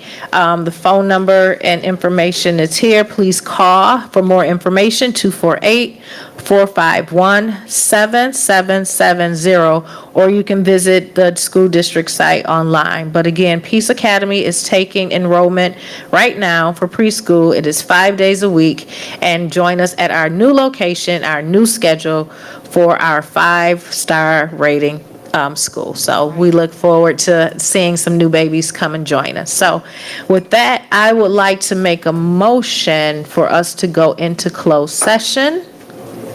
So moved. Thank you.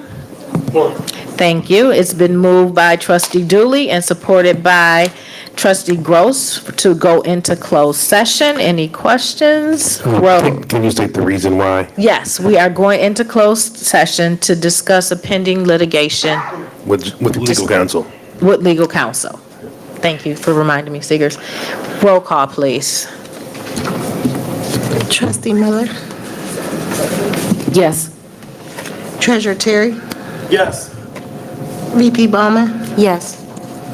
I'm voting yes. Trustee Dooley, Yes. Trustee Groves, Yes.